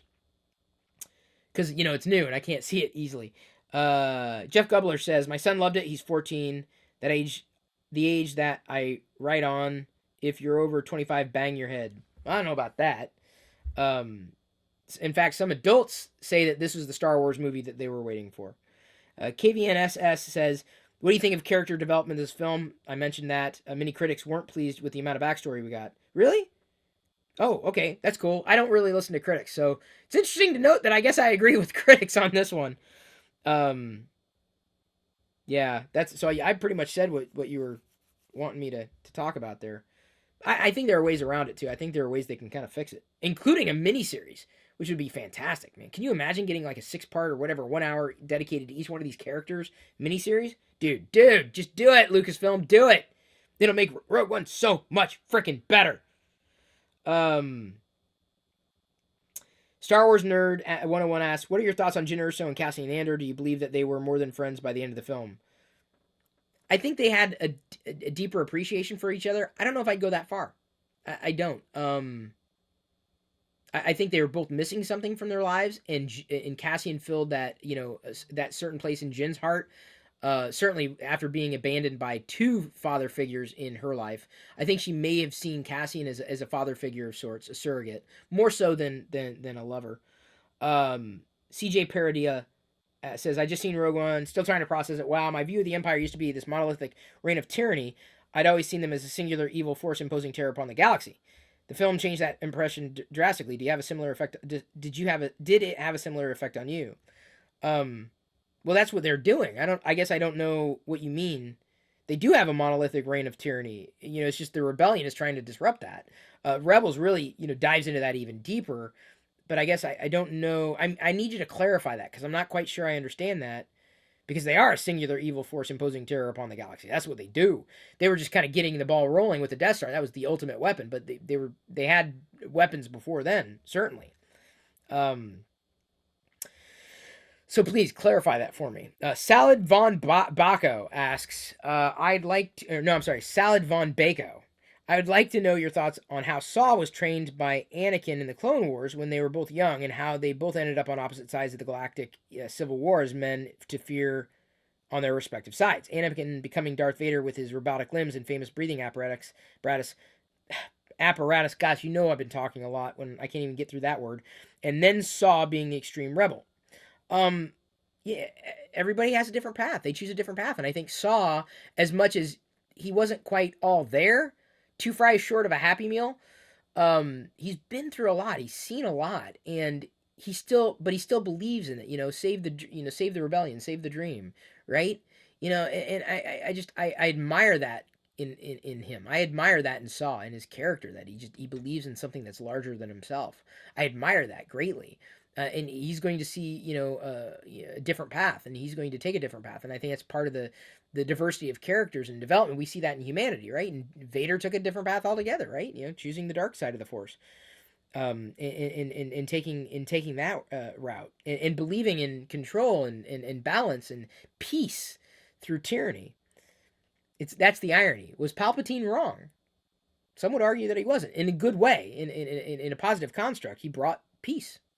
By and large, the rebels disrupted that. Peace on his terms. Not a good thing. Not a good thing. When one person comes forward and says, I alone can fix it, you should be worried witless. If anybody comes out onto a platform in front of a group of people and says something along the lines of, only I can fix it, I alone can fix it, that man is Emperor Palpatine. Unless you're blind and you didn't see that happen in Revenge of the Sith, it was pretty clear. So he brought peace through tyranny. That's a thought process. Any symbolism or themes that stood out? Asks Hapath1224. Not sure if I saw so much symbolism in this as I did in The Force Awakens. I guess I might have to review it a few more times. I think a better use of light and shadow and framing, just beautiful. It was beautiful cinematography. Metal Grand asks, and it gets cut off, but it says, are you okay with the filmmakers slightly retconning the beginning of A New Hope? In A New Hope, Vader is convinced that the DS plans were beamed to the Tantive 4, but Rogue One shows the DS plans being physically handed off to the Tantive 4 crew. So, remember, the last Vader knew the plans were beamed. That's the last Vader knew. He may not have gotten the full information. He didn't necessarily know their hand. He may not have known the rebels had the plans, right? He may not have had that enough power to see that, because he didn't necessarily see that the card. Otherwise, he would have just whipped it into his hand and then slaughtered everybody. I don't think it's a retcon. I think it provides different perspective to A New Hope. I don't see it as a retcon. He may not have known and didn't necessarily know. There may have been conflicting bits of information, and the last he knew, they were beamed, not physically copied over, beamed, because they were beamed out of Scarif. He knew that. That's what he knew. That's what he was acting upon. Thomas Fan asks, and by the way, we've got a few more questions here. You guys had a lot of questions for me. I'd like to know your perspective on the flow of the film mainly. Initially, I felt it blended really well, but the main criticism I've seen is from the people who thought it was all over the place since it was largely reshot, although most of these people are second-time audiences. it would be a very cinematic perspective on a lifestyle, but it'd be a challenge I think should address most of the professionally expressed flaws with it. Well, I did kind of cover a lot of that, I guess, if I understand your question. I don't think it was all over the place. It needs a few viewings. It really does. I'm not going to slag the film for that. I enjoyed The Force Awakens, more and more the more times I saw it. I mean, it's just true. Just the God's honest truth. Um, so I don't know if it was all over the place. I don't know if they necessarily needed to use every element they decided to in this movie. Um, it could have been a bit more compact. I don't know if they needed to use as many characters as they did. But maybe they were a little overzealous with that. I think they could have gotten away without a Baze Malbus. He certainly played a supportive role for Chirrut. But I think they could have gotten away without a Baze. I think it would have been not to slag the character at all, not to diminish the character at all, but I think that if there was one character to sacrifice in the story, Baze probably would have been it. Maybe I think the Empire was well represented and balanced in that capacity. But the ragtag group of rebels, I think, I don't know. That's my initial response to that is maybe Baze, but he didn't necessarily take away from the story either. So I can't necessarily say it was a bad thing to have him there. I wouldn't say it was all over the place either. Slow moving, but you needed to establish enough of the characters to get to the end of the film. The Saw Gerrera piece was a little, if there was anything that was a little loose, maybe that could have been a lot tighter. That's where I started to get a little fuzzy, like with the Saw Gerrera thing. Why Saw? I don't. What's going on? Okay, I get. Okay. Then again, I've watched movies before, and like the third time I see it, I'm like, oh, okay. So, I think they did as well as they could have with it, with that, in that sense. Oh God, Ryan Pearson's got a ton of questions here. What did you think of the perspective from the citizens' point of view in this rebellion? The citizens, by and large are just bystanders, right? The citizens of Jedha are just there, right? They don't care. They don't want to. They don't care about the Empire. They don't care about the rebellion. They're just trying to live their lives, and I don't think that they don't want to live. They want their life to be as good as anything, right? And so they're not willing to risk their lives or risk anything for the rebellion and don't want to step out of line with the Empire. And I think by and large, most of the citizens of the galaxy are ambivalent. Most of them, just trying to make their own way. Do you think that a certain ship from a certain animated series made a cameo, or was it coincidence? It was not coincidence. It was absolutely the Ghost. How big of a role did you see the morality of a rebellion play into the story? Did you like that scheme?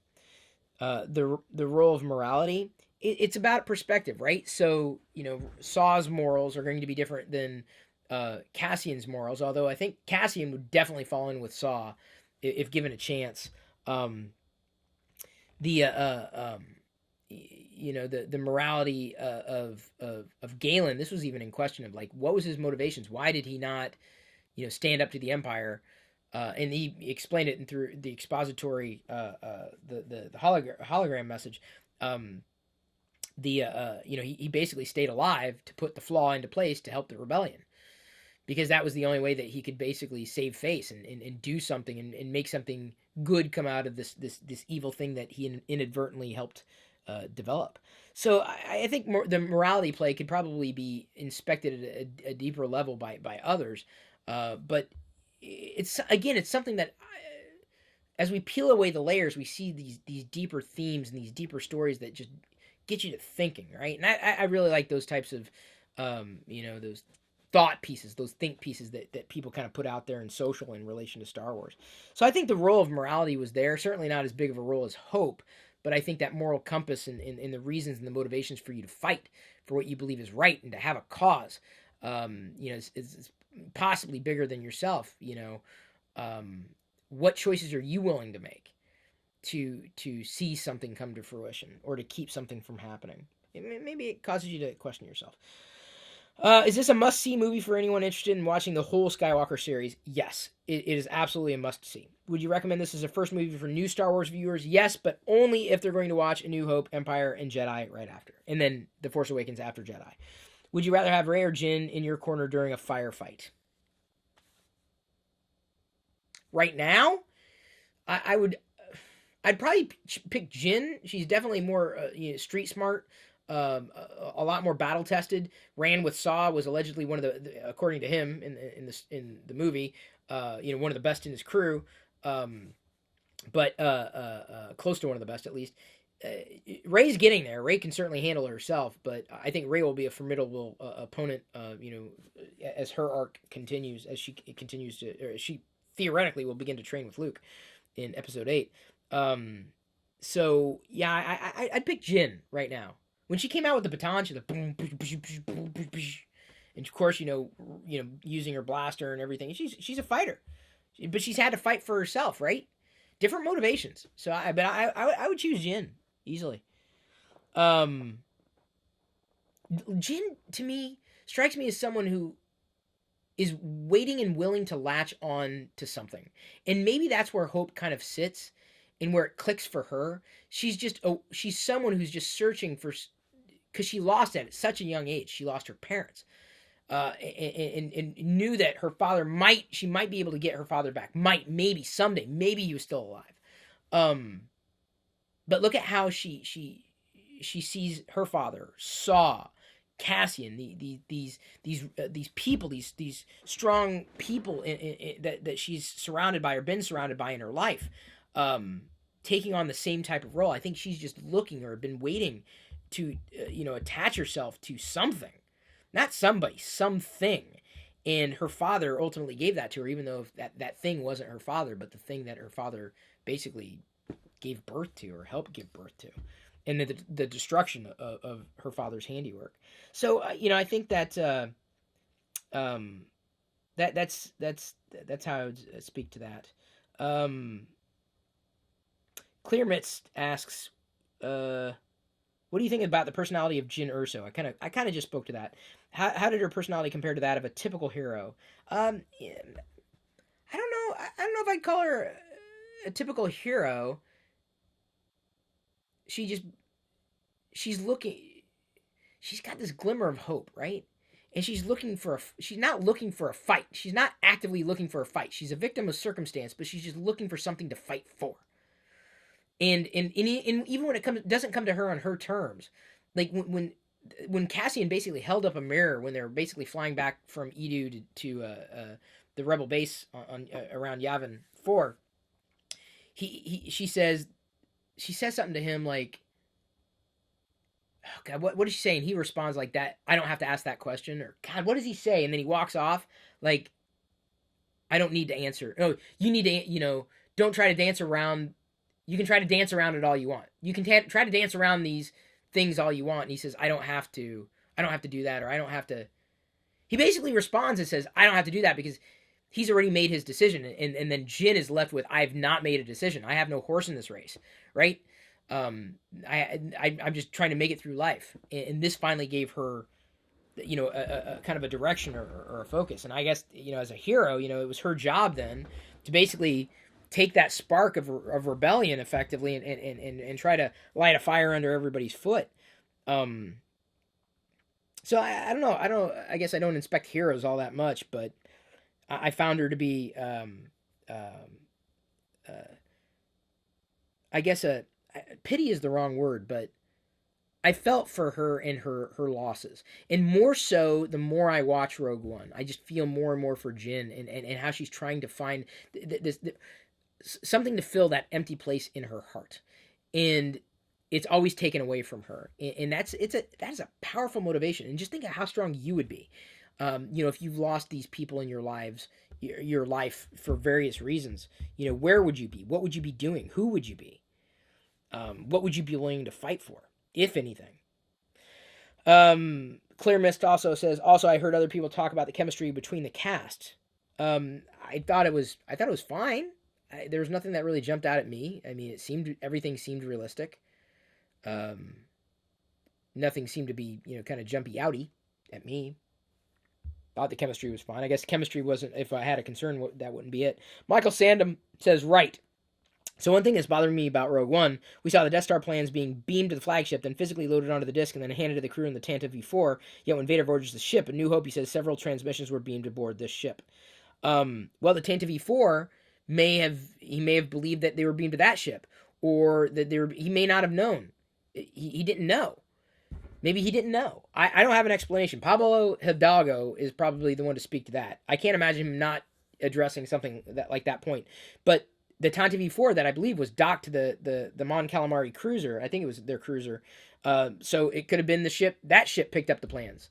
This ship picked up the plans. Or all the ships. And maybe Vader destroyed all the ships he possibly could. And he went and he chased that one in particular because he saw that was the one that the rebels were running into or running away from. So maybe that was it. Me Joho asks, and this will be the last question.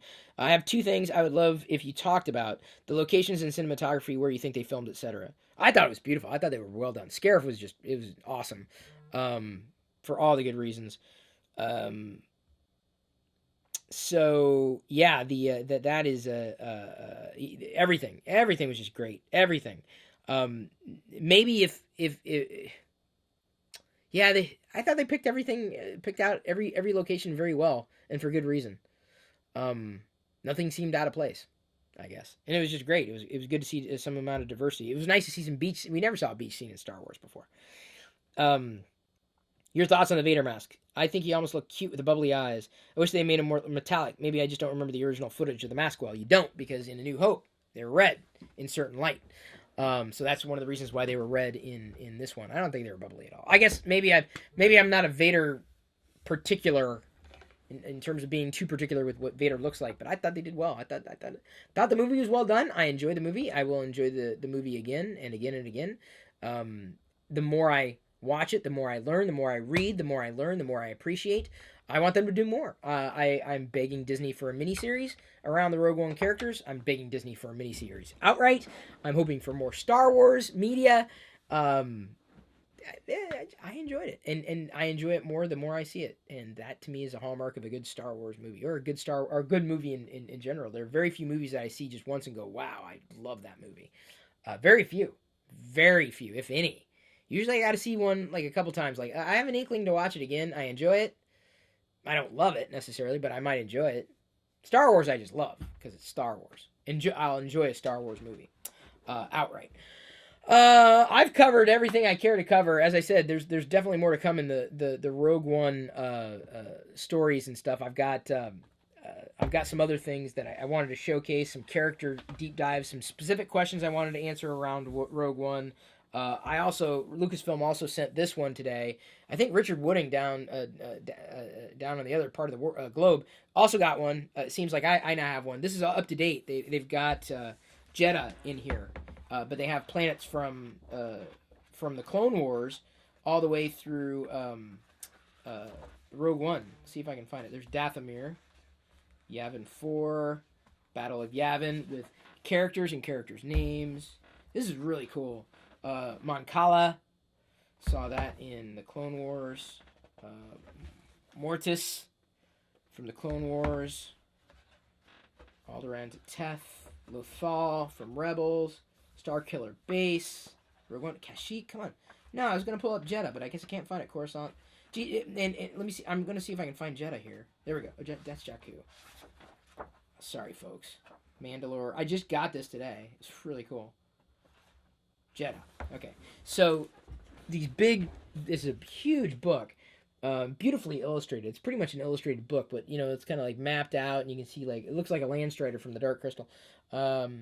Explainers of who might have been here, who was there, species of creatures that were native to the planet, certain locations. It's interesting, fun stuff. This is galactic maps, illustrated, full color. It's kind of they're general maps. They're not like, oh, that mountain's here and this thin's there. Like necessarily. That I know they're not geographically specific.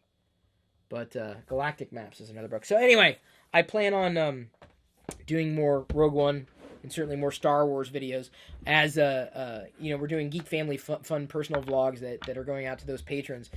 More of the videos that have to do with Star Wars, myself or with Jedi, my daughter, those are going to be likely made public in this channel. I just shot one tonight that I'm going to give you a little teaser. Normally I don't do this, but I'm going to do it. Jedi she was bouncing around the front room, and just dancing, and she was singing the Star Wars song.